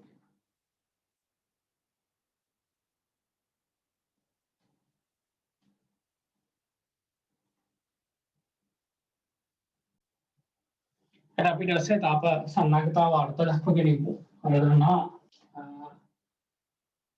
අපිට සංවේදන දෙනවා කියෝ බැදීම t සමානයි ඒකමතාවක් θ1 ඍණ θ2 බෙදීම d කියලා. ඔයගොල්ලෝ නිකම්ම හිතන්න මේක මෙහෙම වුණොත් කැපිටල් A කියන ශේෂ්ඨ වර්ග මීටර එකක් වෙලා උෂ්ණත්ව අනුක්‍රමණයක් එකක් වුණොත් උෂ්ණත්ව අනුක්‍රමණයේ අගය එකක් වුණොත් මට මේක ආදේශ කරන්න වෙන්නේ කියෝ බෙදීම t සමානයි ඒවතාවක් ශේෂ්ඨ බලයක් එක උෂ්ණත්ව අනුක්‍රමණයක් එකයි කියලා. ඒ මොනවද බලන්න මට ලැබිලා තියෙන මේ නිසා තාප සන්නායකතාව සමාන වෙනවා කාටද? කියෝ බෙදීම t තාපයක දායාමයේ ශීඝ්‍රතාවය. එහෙනම් තාපයක දායාමයේ ශීඝ්‍රතාව තාප සන්නායකතාවයට සමාන වෙනවා මොනවාද? හරස්කල ශේෂ්ඨ බලයේ ඒකීය වෙලා ඒකී උෂ්ණත්ව අනුක්‍රමණය. අපිට ලේසියම තාප සන්නායකතාව මෙහෙමත් දක්වන්න පුළුවන් නේද? මේ සමීකරණ වලංගු වෙන්න නම් මාධ්‍ය කොටස අනුගත අවස්ථාවට පත් වෙච්ච තාප පරිවර්තනය කරපු දෙයක් වෙනවා. ඒකත් එක්කම මතක් කරගන්නවත් මොන මෙහෙම කරනවානේ. අනුගත අවස්ථාවට පත් වූ තාප පරිවර්තනය කරන ලද මාධ්‍ය කොටස තුළින් ඒකීය ශේෂ්ඨඵලයක් කරහා ඒකීය උෂ්ණත්ව අනුක්‍රමණයක් යටතේ තාපය ගලා යාමේ ශීඝ්‍රතාව තාප සන්නායකතාවයට සමාන වේ. හරි තමයි. අනුගත අවස්ථාවට පත් වූ තාප පරිවර්තනය කරන ලද මාධ්‍ය කොටස තුළින් ඒකීය ශේෂ්ඨඵලයක් කරහා ඒකීය උෂ්ණත්ව අනුක්‍රමණයක් යටතේ තාපය ගලා යාමේ ශීඝ්‍රතාව තාප සන්නායකතාවයට සමාන වේ. හරි අපි නම් පළවෙනි දැක්වීම සම්පූර්ණ කරලා දීමු. තාප සන්නායකතාව අර්ථ දැක්වීම අනුගත අවස්ථාවට පත් වූ තාප පරිවර්තනය කරන ලද ඒකීය දිගක් සහ ඒකීය හරස්කල ශේෂ්ඨඵලයකින් යුතු මාධ්‍ය කොටසක් තුළින් ඒකීය උෂ්ණත්ව අනුක්‍රමණයක් යටතේ නැත්නම් ඒකීය උෂ්ණත්ව කමන්න අනුක්‍රමණයක් යටතේ තාපය ගලා යාමේ ශීඝ්‍රතාවයයි. හැබැයි ඔකම තව චුට්ටක් හිතුවොත් එහෙම හදාන්න තිබුණා නේද? නිකන් විතර මං ගාව තියෙන ඝනකයක් ඝනකේ පාදයක දිග මීටර එකයි. ඝනකයේ පාදයක දිග මීටර එකයි නම් මේ මුහුණේ ශේෂ්ඨ බලය කොච්චරද? වර්ග මීටර එකයි. ඒ කියන්නේ මේක අවස්ථාව පුස්තක. මේ මුහුණතයි මේක ප්‍රතිවිරුද්ධව එහා පැත්තේ තියෙන මුහුණතයි. ඒ මුහුණත් දෙක අතර පරතරය කියන්නේ මේ පරතරය නේද? ඒකත් මීටර එකයි. එතකොට මෙයත් මීටර එකක් වෙනවා. එතකොට මම කියන්නේ මේ මුහුණත සහ ඊට ප්‍රතිවිරුද්ධ මුහුණත අතර උෂ්ණත්ව වෙනස සෙල්සියස් අංශක එකක් වුණොත් උෂ්ණත්ව වෙනසත් එකක් වුණොත් මේ අවශ්‍යතාවය තෘප්ත වෙනවා. අනිත් ඔක්කොම මුහුණත් ටික තාප පරිවර්තනය කරලා තියෙනකොට මේ මුහුණතේ ඉඳලා අර මුහුණතට තත්පර එකකදී තමන් තාප ප්‍රමාණය සන්නායකතාව සමානයි. එහෙනම් මට එහෙම කියන්න පුළුවන් නේද? පාදයක දිග මීටර එකක් වන ඝනකයක ප්‍රතිවිරුද්ධ මුහුණත් දෙක හැරෙන්න අනෙක් මුහුණත් තාප පරිවර්තනය කර අනවරත අවස්ථාවට පත් ඇති අවස්ථාවක ප්‍රතිවිරුද්ධ මුහුණත් දෙක අතර ඒකීය උෂ්ණත්ව අන්තරයක් යටතේ ඒකීය කාලයකදී ගලා යන තාප ප්‍රමාණය. එහෙම කිව්වට නේද අර්ථ දැක්වීම. හරි. නබ්ලියගේ දෙවෙනි අර්ථ දැක්වීම. පාදයක දිග මීටර 1 බැගින් වූ ප්‍රතිවිරුද්ධ මුහුණත් හැර අනෙක් මුහුණත් තාප පරිවර්තනය කරන ලද මාධ්‍ය කොටසක් අනවරත අවස්ථාවට පත් වූ විට එම ප්‍රතිවිරුද්ධ මුහුණත් දෙක අතර ඒකීය උෂ්ණත්ව වෙනසක් යටතේ තත්පර එකකදී ගලා යන තාප ශක්තියයි. මම මේ YouTube වීඩියෝ පාවිච්චි කරන තේරුම හේතු උනේ Zoom live අපි ගිය පාර කරේ. Zoom live පාවිච්චි කරන නතු මේ පාර මේ YouTube වීඩියෝ මේක Zoom live කරනකොට අතර ගොත් අමාරුයි. වීඩියෝ එක හදා ගන්න වෙනවා, එඩිට් කරන්න වෙනවා, අප්ලෝඩ් කරන්න වෙනවා, වැඩ ගොඩයි. Google form හදලා දාන්න යනවා නේද? Zoom live කරා නම් ඔච්චර කතන්දරයක් නැහැ. හරිම ලේසියෙන් මේ වැඩේ කරන්න පුළුවන්. මේ ටික කරේ ඕන මම ගන්න යම් තැනක් තේරුම් නැත්නම් තියුණොත් YouTube වීඩියෝ එකක් නිසා උඩ පස්සට ආපහු ඇදලා අරගෙන බලන්න තිබුණා නේද කීප වතාවක්ම මොකක්ද ඒ කිව්වේ කියන්නේ. සමහර එක සැරයක් කියලා තමන්ට තේරෙනවා මදි වගේ නම් පොඩ්ඩක් ආයෙ පස්සේ බදලා බලන්න තප්පර ගානක් නේද? දැන් ආපහු හොඳට අහන් ඉන්න මොකක්ද ඒ කියපු දේ? ඒත් තේරෙන්නේ නැත. ආපහු අරන් බලන්න ආපහු පස්සේ බදලා බලන්න තමන්ට පුළුවන් කීප වතාවක්ම දැන් හදන ගානක් වුණත් ඒත් එහෙම එක සැරයක් කියව තේරුම් නැත්නම් දෙසරක් තුන් සැරයක් තමන්ට මේක ප්ලේ කර කර බලන්න අවස්ථාවක් තියෙනවානේ. Zoom live class එකක් ගියා නම් අපිට ඒ අවස්ථාව ලැබෙන්නේ නැහැ නේ. ඒ නිසා ෆිසික්ස් වලට මම හිතනවා Zoom live යන එක එච්චරටම සාර්ථක නැහැ කියලා. ප්‍රතිඵලය දිහා බලද්දී අවසන් ප්‍රතිඵල දිහා ගිය පාර එක්සෑම් එකේ බලද්දී අද මොඩල් සුදුසු ක්‍රමය මේක වෙන්නේ නැති කියලා මට හිතුණා. ඒක නිසා තමයි මම මේ පාර මේ ක්‍රමය පාවිච්චි කරන්න ලොකුම හේතුවක් වුණේ. හරි. දැන් අපි මේකේ સિદ્ધාන්ත ටික අවසන් කරන් තියෙනවා. මම ඕන මතක හිටින්න ඉස්සෙම කියන්න සම්සන්නානේ ගණන් හදන ප්‍රධාන ක්‍රම තුනක් අපිට තියෙනවා. ඒ ප්‍රධාන ක්‍රම තුන යනතේ තමයි දැන් ගණන් හදන්න යන්නේ. එහෙනම් තේරුම් ගන්න පුළුවන් වෙවි කලින් වගේමයි උදාහරණ අංක 7 කණියම හදමුද එක පාට ටියුට් එකේ හදුවොත් ඔක වර්ධි කියලා හිතනවා නම් කටුකල එක හදන්න ඊට පස්සේ මම වීඩියෝ එක නවත්තන ඔයගොල්ලෝ වීඩියෝ එක නවත්තලා ගන්න හදලා ඊට පස්සේ ප්ලේ කරලා බලන්න ඒක වැදගත් නැති දන්නා තමන්ට අවංක වීම තුළ තමයි පදම් ප්‍රතිඵලය ගන්න පුළුවන් වෙන්නේ පන්ති හිටියනම් කොහොමවත් ඔයගොල්ලෝ හදුවට පස්සේ මම බෝඩ් එකේ ගන්න හදන්නේ මේ වෙලාවේදී ඔයගොල්ලෝට අවංක වෙන්න සිද්ධ වෙයි නැත්නම් මතක ඇති එක්සෑම් ප්‍රතිඵල මොනවා වගේ වෙනවද කියන එක. එහෙනම් දැන් වීඩියෝ එක නවත්තලා තමන්ට තේරෙන විදිහට පළවෙනි ගණන හදා ගන්න.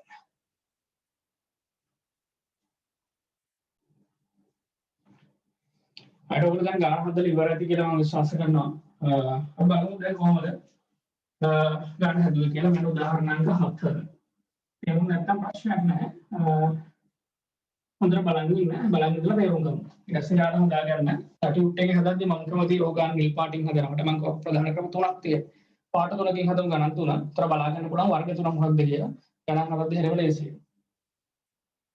උදාහරණයක් 7 ඔය මාධ්‍ය කොටස මම මෙහෙම අදගත්තට කමක් නැහැ. ත්‍රිමාන රූපයක් අඳින්න නැතුව මම ද්විමාන රූපයක් අඳින්න මොකද දෙක දාන්න ලේසියි. ත්‍රාම ගත්තොත් මේ පැත්තේ දිග කොට පේන සෙන්ටිමීටර 20යි. හරිද? මේ පැත්ත උසන සෙන්ටිමීටර 2යි මම ඒක මාක් කරන්න යන්නේ නැහැ. මෙතන උෂ්ණත්වය වෙන සෙල්සියස් අංශක 80යි. මෙතන උෂ්ණත්වය සෙල්සියස් අංශක 20යි. මාධ්‍ය කොටස තාපසන්නායකතාව දීලා තියෙනවා. මම අහන්නේ මෙයාගේ මේ උෂ්ණත්ව අන්තරය දුරව තාපය ගලා යන්නේ ශීඝ්‍රතාව කොච්චරද? ඒක පුරුද්දක් තියාගන්න. තාපය ගන්න පැත්ත මාක් කරගන්න. තාපය ගලා යන ශීඝ්‍රතාව කියු බෙදීමට ඉන මේ පළවෙනි ක්‍රමයේ නිකම්ම සමීකරණ ආදේශ කරන එක. ඔයගොල්ලෝ කියු බෙදීමට ඉ සමානයි ඒ වතාවක් θ1 ඍණ θ2 බෙදීම ඩි. ඒ තාපසන්නායකතාව ගානෙම දීලා දෙන මාධ්‍ය කොටසේ පහ වැඩි කිරීම 10 2යි කියලා කියන්නේ 0.05. ඒ කියලා කියන්නේ ශේෂ්ඨඵලය. ශේෂ්ඨඵලය කියන්නේ තාපය ගන්න දිශාවට ලම්බකව තියෙන ශේෂ්ඨඵලය. ඒක මෙතන තියෙන ශේෂ්ඨඵලය කොච්චරද? 4 8යි. 5 සෙන්ටිමීටර 8යි. 8 වැඩි කිරීම 10 ඍණ 4යි. θ1 θ2 කියන්නේ වැඩි ශක්තිය නඩු ශක්තිය වෙන්න ඕන 80 ඍණ 20යි. බෙදීම ඒ අතර පරතරය කියන්නේ සෙන්ටිමීටර 20යි. දැන් කලබල නැතුව සුළු ගණන් බලන්න කීයද දෙන්නේ කියලා. ඒක කියනවා අපේ ජූල් හේවත් වත්. අසුළු කරන්න ඕනේ නැහැ. අසුළු කරන්න. හරිද? ඉවරයි නම් සුළු කළ උත්තරය දාගන්න. උදාහරණ අංක 8ට යමු. උදාහරණ අංක 8ත් හදලා ඉවර වෙලා ප්ලේ කරලා බලන්න තමන් හදපු විදිහ හරිද කියලා. හරිද බලමු උදාහරණ අංක 8. මේක දැන් කලින් ගන්න ඔයගොල්ලෝ මේක නිකම්ම සමීකරණ ආදේශ කරන්න තියෙන්නේ. දැන් මේක යන්නේ පොදු පෘෂ්ඨයේ උසල උෂ්ණත්වය කොච්චරද කියලා. මේක තමයි දෙවෙනි ක්‍රමය. පුළුවන් නම් මේක රතු පැණයෙන් හදමු. ඒතකොට ඒක දෙවෙනි ක්‍රමයේ බව තමන්ට බෙරෙවි ටියුට් එක පෙරලා බලන්න. කරන හදන්නේ දෙවෙනි ටයිප් එක. උදාහරණයක් කාට මම මෙහෙම කරනවා. මම මෙතන මේ රූප සරහන මෙහෙම දා ගන්නවා.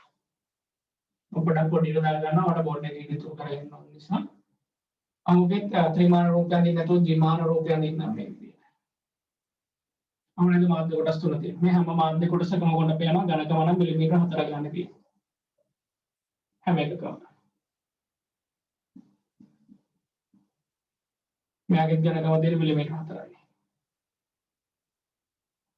මාධ්‍ය කොටස දිග තියෙනවා සෙන්ටිමීටර 30ක් එක පැත්තකට. මේ පැත්තට මේ නේද? අපිට කැමති පැත්තක් හරස් කරලා ඉදිරියට ගත්තොත් පුළුවන්. තාපසන්නායකතාවයෙන් මම මේක දාන්න මේ උඩව තියෙන මාධ්‍ය කොටස k සමානයි 8යි මේකේ k සමානයි 5යි මේකේ k සමානයි 2යි. උඩව පෘෂ්ඨ උෂ්ණත්වය වෙන සෙල්සියස් අංශක 5යි කියලා. පහළ පෘෂ්ඨ උෂ්ණත්වය වෙන සෙල්සියස් අංශක 70යි කියලා. ඒ මම එක් එක් පෘෂ්ඨවල උෂ්ණත්වයන් කොච්චරද කියලා දැන් ඔයාලට මේක තාපසන්නායකතාවය කියන එකට වෙනස්. අපි කියමු මෙන්න මෙතන පෘෂ්ඨ උෂ්ණත්වය අපි සලකමු x කියලා. මෙතන පෘෂ්ඨ උෂ්ණත්වය අපි සලකමු y කියලා. මම නාන x සහ y කියලා. මේ ගාන හදද්දී එක තියරි කොටසක් තියෙනවා මේ ගානට අදාළව. උතරම එක වෙන පාඩකින් highlight කරලා යන්න වෙනවා. ඒ තමයි ලකුණන තාප ශක්තිය ගන්න පැත්ත වලට මාක් කරන්න පුළුවන්. මේ පැත්තට නේද ගන්න තාප ශක්තිය ගන්නේ උෂ්ණත්වය වැඩි දැනක ඉඳලා උෂ්ණත්වය. මේ පැත්තට තමයි මාක් කරන්න වෙන්නේ. මේ මාධ්‍ය කොටස වලින් තාපය ගැලීමේ ශීඝ්‍රතාව මේ මාධ්‍ය කොටස වලින් තාපය ගැලීමේ ශීඝ්‍රතාව මේ මාධ්‍ය කොටස වලින් තාපය ගැලීමේ ශීඝ්‍රතාව තුන් දෙනාම එක සමානයි. ඒක තමයි වැදගත්ම දේ. මාධ්‍ය කොටස අනවරත අවස්ථාවට පත් වෙලා නම් තියෙන්නේ. ඒ තාප පරිවර්තනය කරලා නම් ඔබේ තාප සංනායකතාව කොච්චර එකිනෙකට වෙනස් වුණත් හැම මාධ්‍ය කොටසක් තුළින්ම තාපය කරා යාමේ ශීඝ්‍රතාවයන් එක සමානයි. නදාන හදන්න කලින් එක සිද්ධාන්තයක් විතර ලියමු. මාධ්‍ය කොටස් තුන තුළින්ම මාධ්‍ය කොටස් තුන තුළින්ම තාපය ගලා යාමේ ශීඝ්‍රතාව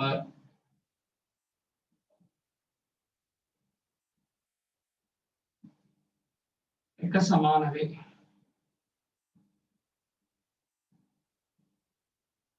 එය කැපිටල් R යයි සිතමු. තාපය ගලා යාමේ ශීඝ්‍රතාව. බඳු ප්‍රශ්න එක උෂ්ණත්වය දුව x සහ y කියලා. හරි දැන් ගත්තනේ මේ පැත්තට නම් තාපය කරන්නේ 70 වුණා චුට්ටක් අඩුයි x තියාගේ x ට වඩා පොඩ්ඩක් අඩු වෙන්න ඕන y තියාගේ y තියාගේට වඩා තමයි අඩු වගේ තියෙන සෙල්සියස් 5යි තාපය ගන්න උෂ්ණත්වය වැඩි කරගෙන ඉඳලා උෂ්ණත්වය අඩු කරනවා මෙයාට වඩා මෙයාගේ උෂ්ණත්වය අඩු වෙනවා මෙයාට වඩා මෙයාගේ උෂ්ණත්වය අඩු වෙනවා තේරුම් ගමු දැන් ඔන්න හොඳට තේරුම් ගන්න මේ වගේ පොදු පෘෂ්ඨ උෂ්ණත්වය හදද්දී ගණන් හදන විදිය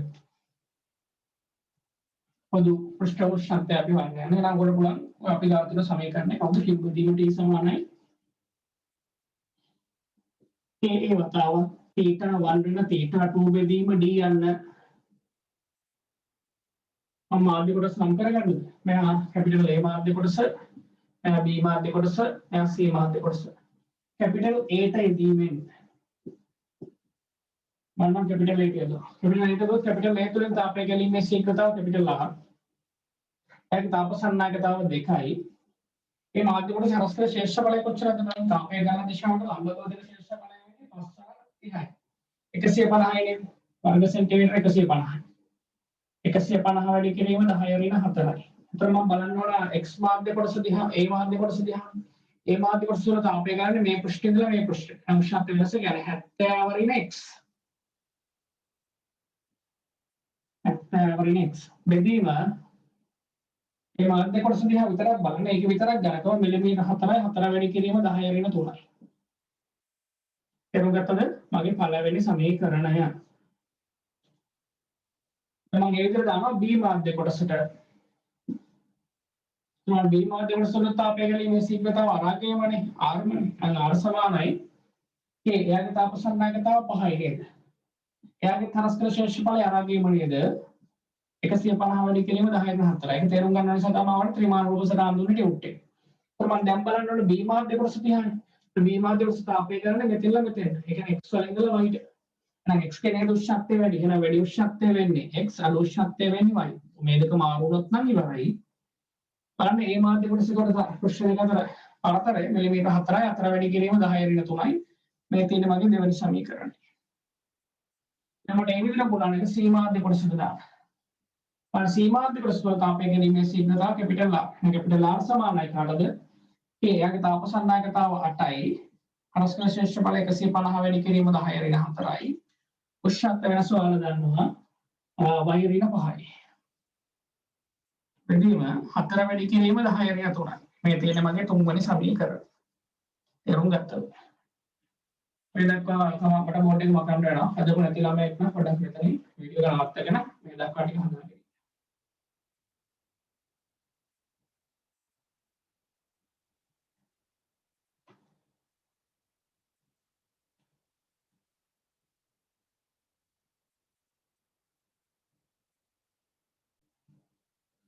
අර බලන්න දැන් ඔයාලට පුළුවන් නේද? ඥාන තුනකට යන්න මෙහෙම. එතකොට ගන්න අපේ පළවෙනි සමීකරණේ. පළවෙනි සමීකරණ දෙවෙනි සමීකරණ සමානයි. එහෙනම් එක සමානයි දෙකෙන්. අර පළවෙනි එක දෙවෙනි එකට සමාන කරනකොටම මෙයාට මෙයා සමාන වෙනකොටම 150 වැඩි කිරීම 10 එක 150 මෙයා කැපෙනවා. මෙයාට මෙයා කැපෙනවා.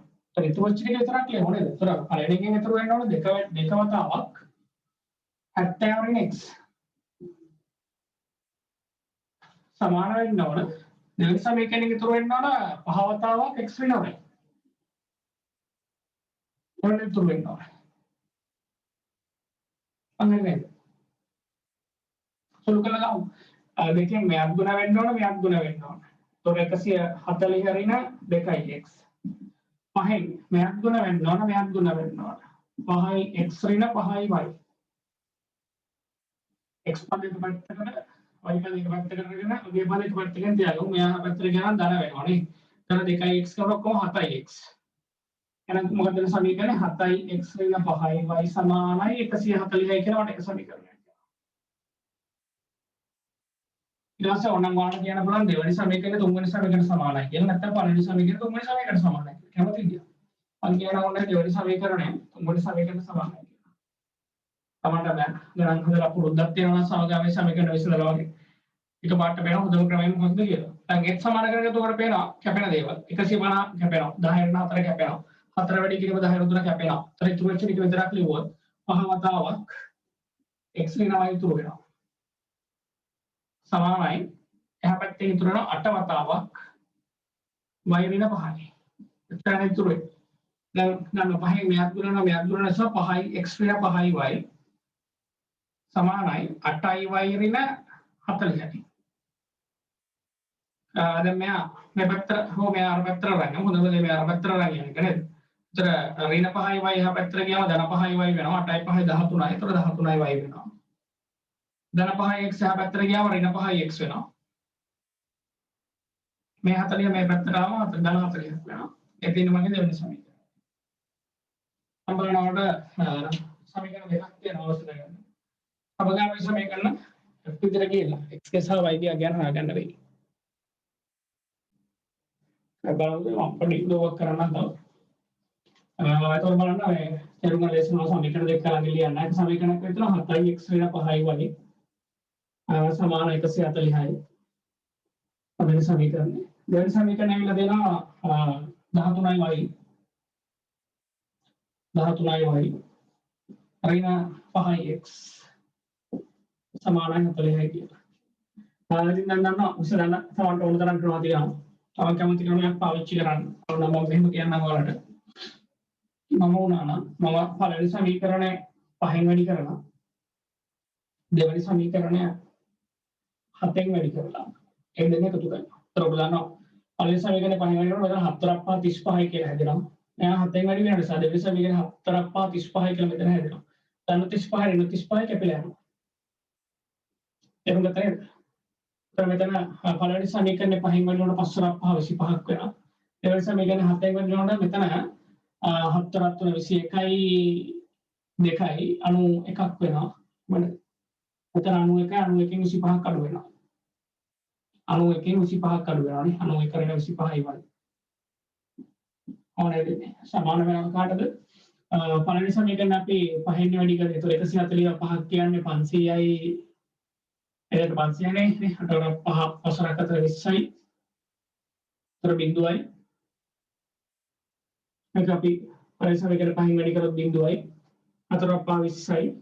තිරනවා දෙකක් 700යි. 700 එකතු වෙනවා දෙවෙනි සමීකරණ 7න් කියන 4ක් 4 28යි. 280ක් ඒ කියන්නේ කොච්චරද 980ක් බණ්ඩ බලන්න මගේ සුළු කිරීම හරිද කියලා. ඒක වුණා පුළුවන් y හොයාගන්න. එහෙනම් y කියලා කියන්නේ 980 බෙදන්න වෙනවා. එයාගේ මේ 76යි. බෙදු තොන්න y කගේ හොයාගන්න පුළුවන්. හොයාගත්ත y කගේ ගිහිල්ලා සමීකරණ ආදේශ කරොත් x කගේ හොයාගන්න පුළුවන්. අකෝ ගන්න තුපාටි හදාගන්න කියලා මොකද පළවෙනි එකේ තිබුණ පළවෙනි ක්‍රමේ පළවෙනි ක්‍රමය කියලා කියන්නේ සමීකරණයකට නිකම් ආදේශ කරන එක. දෙවෙනි එක තිබුණ ඔයගොල්ලෝ දැක්කා. පොදු පෘෂ්ඨවල ශක්තිය සෙවීම. ඒක තිබුණ තියරියක් තිබුණා. මාධ්‍ය කොටස් වර්ග කීපයක් තිබුණා. අනුරත අවස්ථාවට පත් වෙලා නම් හැම කොටසක් තුලින්ම තව පේගලන සිද්ධාතාව එක සමාන. මේ පොදු පෘෂ්ඨ කුෂ්ණත්‍ය සෙවීම යටතේම තමයි ඊළඟ උදාහරණයක් තියෙන්නේ. ඒක තනියම ටියුට් එක හදන්න පුළුවන් ළමයෙක් නම් රතු පෑනෙම හදන්න. මොකද අපි මේක රතු පෑනෙන් හැදුවේ. කලින් ගාන නිල් පානෙන් හැදුවේ. එහෙනම් දැන් මේක අපව රතු පෑනෙන් හදමු ඊළඟ උදාහරණය. ඒ කියන්නේ ඊළඟ උදාහරණ හදලා ඉවර වෙලා. අනේ වීඩියෝ එක ප්ලේ කරලා බලන්න මොකද තමන්ගේ ඉලාන හරිද කියලා.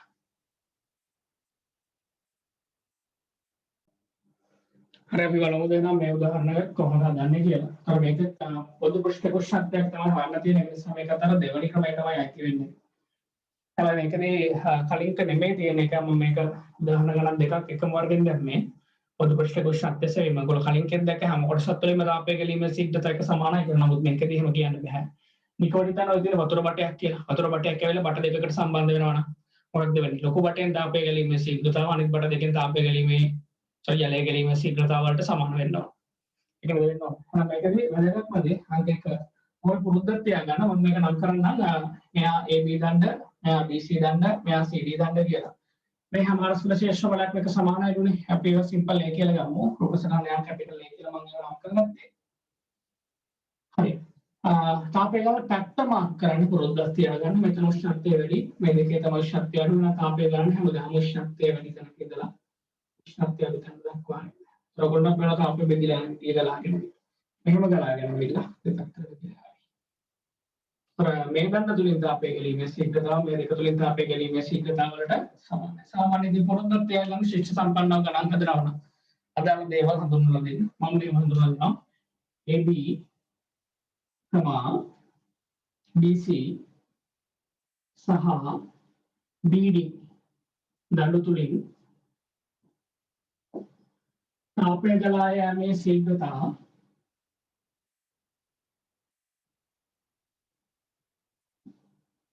තාපය ගලා යාමේ ශීඝ්‍රතාව පිළිවෙලින්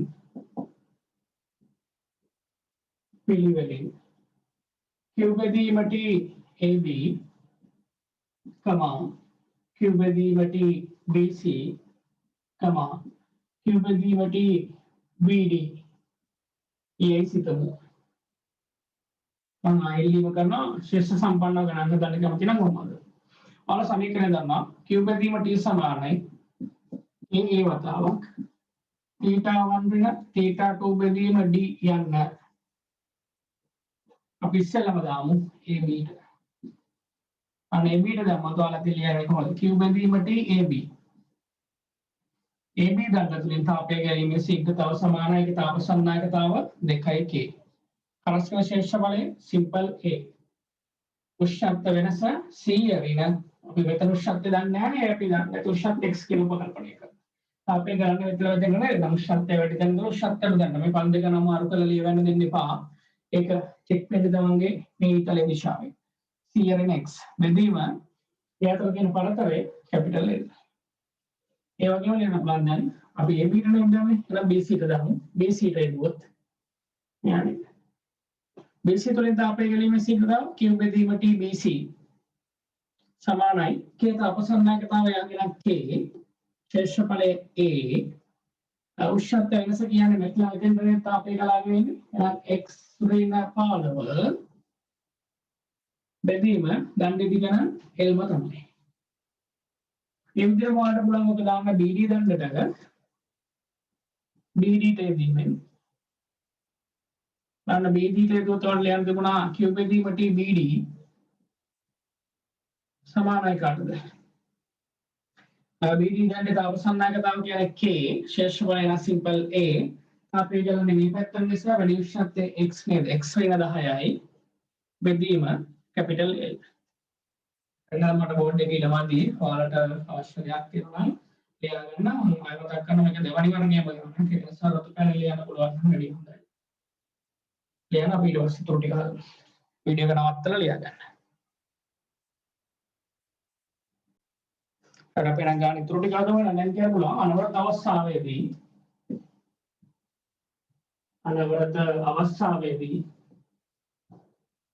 මොකද වෙන්නේ? අර උඩ තිබුණු AB දණ්ඩ තුලින් තාපය ගන්න ශීඝ්‍රතාව පද හඳුනලා දුන්න නිසා සංකේත වාක්‍ය කරනවානේ. AB දණ්ඩ තුලින් තාපය ගැලීමේ ශීඝ්‍රතාව සමාන වෙනවා BC දණ්ඩ තුලින් තාපය ගැලීමේ ශීඝ්‍රතාවය ධන BD දණ්ඩ තුලින් තාපය ගැලීමේ ශීඝ්‍රතාවය. දැන් ඒ විදිහට තුලින් තාපය ගැලීමේ ශීඝ්‍රතාව වෙනුත් ලියන්න තිබුණා ඔයාලට නේද?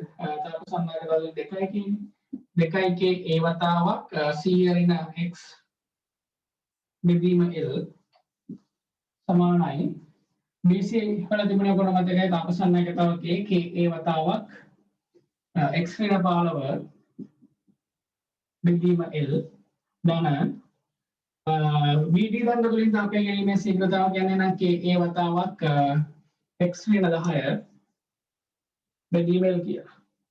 සුළු කරන එක නම් කිසිම ප්‍රශ්නයක් නැහැ කියලා කරනවා. l කෙනෙක්ට කැපෙනවා. k a කෙනෙක්ට කැපිලා ගියාම බලන් සුළු කරගත්තා වැඩේ ඉවරයි. දැන් මෙතනින් විතරම 200 ඍණ 2x සමානයි මෙතනින් විතරම x ඍණ 15ක්. දැන් මෙතනින් විතර වෙනවා x ඍණ 10ක්. x පද එක පැත්තට ගමු x දාන x 2x මේ අපි ගියා නම් 4x වෙනවා. මෙතන ඍණ 15යි ඍණ 10 කියන්නේ ඍණ 25යි. ඍණ 25යි මේවා පැත්තට ගියා නම් අර සුළු කරලා පොඩ්ඩක් චෙක් කරලා බලන්න හරිද කියලා. නේ මම වැරදි සුළු කරා මේ පැත්තෙන් ඍණ 25යි මේ පැත්තට ආවා නම් ධන 25යි උත්තර 225යි. නම් මේ 200 වෙනවා x කියන්නේ කොච්චරද? සෙල්සියස් වලින් සුළු කරන්න දශම ගණන් මාර්ග සංඛ්‍යා තියන්න එපා. ඒ වගේම බලන්න දෙවෙනි ක්‍රමෙන් තමයි ගාන හැදුවේ. දෙවෙනි ක්‍රමය වෙන්නේ අර සංදේක උෂ්ණත්වය සෙවීම.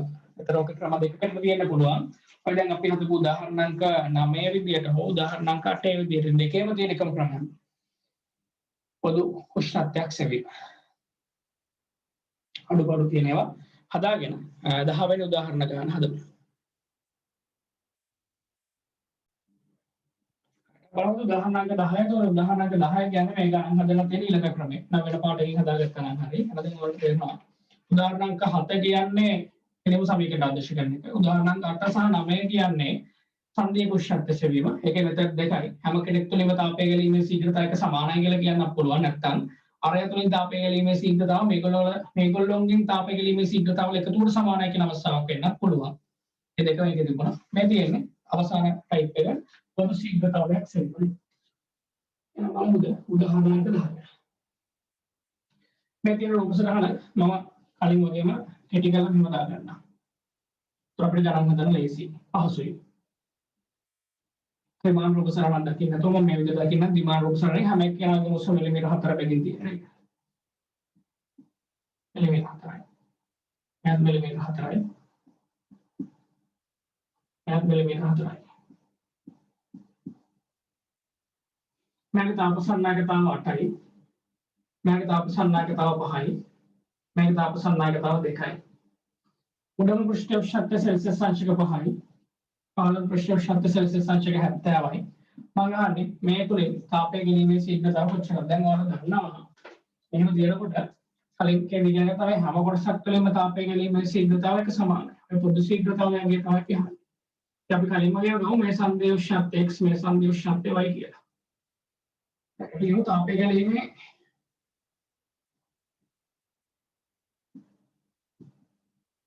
පොදු ශීඝ්‍රතාව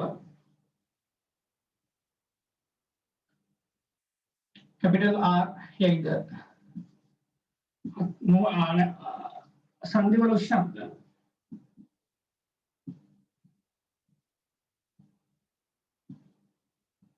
x y යයිද සිතමු.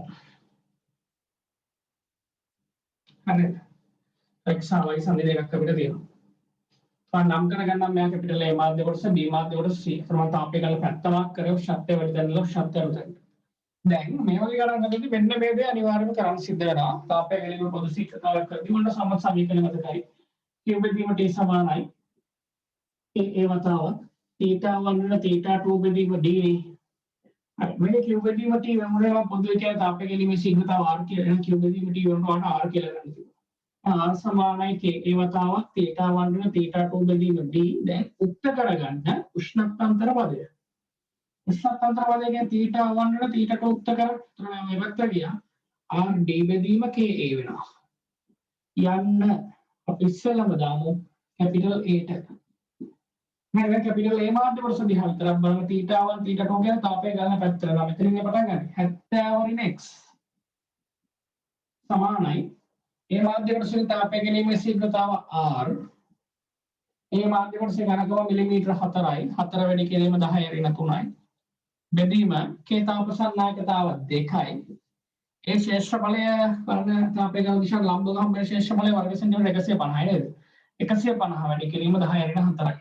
පළවෙනි සමීකරණය. දැන් අපි දාමු මැද තියෙන b මාධ්‍ය කොටසට. b මාධ්‍ය කොටස තමයි b කොටස දිහා විතරක් බලන්න. තාපය ගණන් මෙතන මෙතෙන්ට ඒ කියන්නේ නම් x ඍණ y නේද? සමානයි k තාපසන්නායකතාව කියන්නේ 5යි. ඒ ශේෂ්ඨ බලය කියන අශේෂ්ඨ බලය නේද? 150 වැඩි කිරීම 10 ඍණ 4යි. මෙතන ලියන්න උෂ්ණත්ව sorry මම අරගෙන නේද?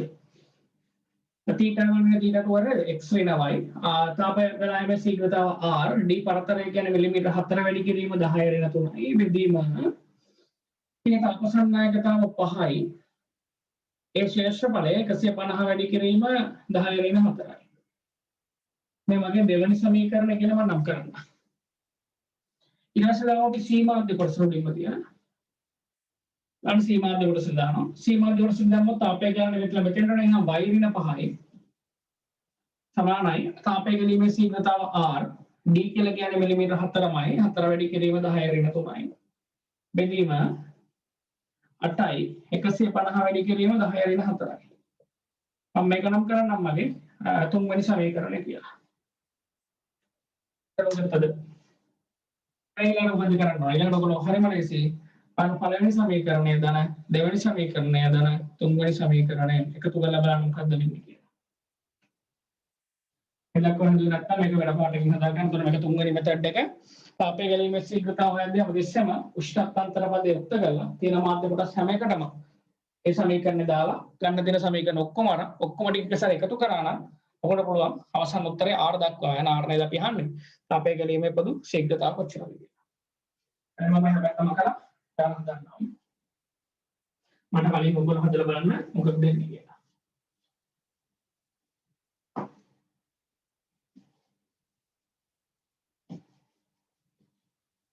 හැමෝටම තේරෙන්න ඕනේ සම්පූර්ණයෙන්ම ලියන්න ගන්න. හැබැයි මෙටික ලියන අවශ්‍යතාවයක් නැහැ කියලා මම විශ්වාස කරනවා. මේක එකතු කරගන්න.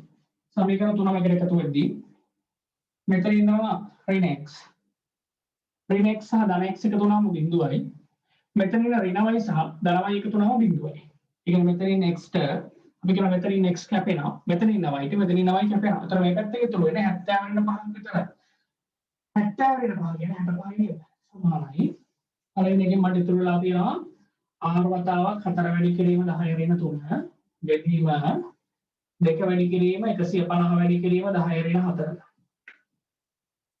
ධන දෙවෙනි එකෙන් මට ඉතුරු වෙලා තියෙනවා r වැඩි කිරීම 4 වැඩි කිරීම 10 ඍණ 3 බෙදීම 5 වැඩි කිරීම 150 වැඩි කිරීම 10 ඍණ 4 ධන ඊළඟට මට ඉතුරු වෙලා තියෙනවා r වැඩි කිරීම 4 වැඩි කිරීම 10 ඍණ 3 බෙදීම 8 වැඩි කිරීම 150 වැඩි කිරීම 10 ඍණ 4 ඕනෙත් තියෙන්නේ කොහොමද සුළු කරන්නේ ගන්න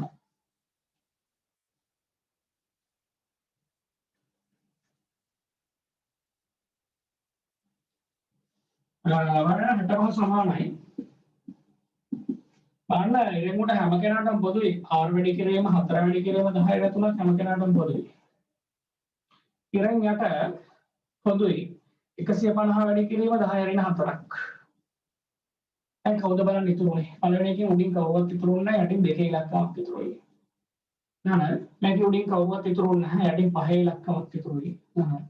මේක උඩින් කවුවත් ඉතුරුන්නේ නැහැ යටින් අටේ ඉලක්කමක් ඉතුරුයි. නැති. එදින් ගන්න ඉවරයි. 65 සමානයි. r වැඩි කිරීම 4 වැඩි කිරීම 10 ඍණ 3 බෙදීම 150 වැඩි කිරීම 10 ඍණ 4. මේක කියන එක පොදු සාධකයේ මම නම් අර ගන්නවා එහෙම. මම ඔයාලට පොදු කරන්න. 8 40යි 40 වරක් දෙක 80යි.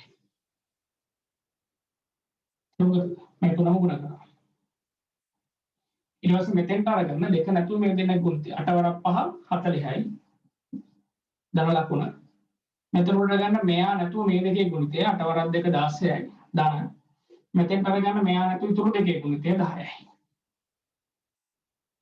ඒක උදිතුරුනේ එතකොට 65 සමානයි 6 වැඩි කිරීම 4 වැඩි කිරීම 10 ඍණ 3 බෙදීම 150 වැඩි කිරීම 10 ඍණ 4 ඉරෙන් යටට තියෙනවා 80ක් ඉරෙන් උඩට තියෙනවා 50යි 60යි 66යි නේද?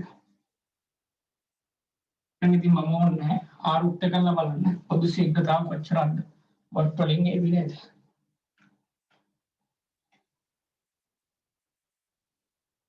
තරුණ ගත්තද? තර බලන්න ඕන තාප සන්නායක දාලා සිද්ධාන්තත් උච්චරයි. ගණන් හදන් තිබුණේ ක්‍රම 3යි. පාඩ 3න් හදාගත්තාම ඔයාලට තේරෙනවා මොනවද මේ ක්‍රම 3 කියලා. ටික හොඳට බලා ගන්න. දැන් ඒතර දන්නා මම Google form එක දානවා. එකේ ගණන් කලින් වගේම 10ව දෙකක් 20ක් තියෙවි form දෙකක. ගණන් ටික හදද්දී ඔය උදාහරණ ගණන් ටික දිහා බල බල හදන්න. ගණන් හදද්දී තේරුම් ගන්න පළවෙනි වර්ගයේ ගානක්ද දෙවෙනි වර්ගයේ ගානක්ද මේ දීලා තියෙන තුන්වෙනි වර්ගයේ ගානක්ද. ඒක දිහා බලලා ඊට පස්සේ ගණන් බල බල හදන්න කියන්නේ හද විදිය බල බල කොපි කරන්න නෙමෙයි. වර්ගය අඳුර ගන්න කීවේ වර්ගයේ ගානක්ද තියෙන්නේ. නිකම්ම සමීකරණ ආදේශ කරන එකක්ද නැත්නම් පෘෂ්ඨ කුෂ්ණත් හොයන ක්‍රම දෙකෙන් මොකක් කොයිකක්ද නැත්නම් පොදු ශීඝ්‍රතාව හොයන පොදු ශීඝ්‍රතාව හැටි ඕල් දැක්කම විශ්ලේෂණ උෂ්ණාන්තර පදේ උක්ත කරා සමීකරණ දාලා එකතු කරන්න විතරයි තියෙන්නේ. ෆයිල් කළා වළමු Google form වල තියෙන ගණන් ටික හදන්න හදලා මම ඉවරලා මට කියන්න ඒක මොනවද නැද්ද කියන එක කලින් වගේම ගණන් ටික හදලා සබ්මිට් කරාම ඕන ලැබෙන ලින්ක් එක ඒ ලින්ක් එකෙන් ගිහලා බලන්න හරිද හරිද කියලා. හරි. එතකොට තාම සම්මාන ඉවර වෙනවා අපිට තව සංක්‍රමණ ටියුබ් එකේ තව එකයි තියෙන්නේ තාප විකිරණය පමණයි ඊළඟ දවස් වෙනකොට තාප විකිරණය තම සංකර ගන්න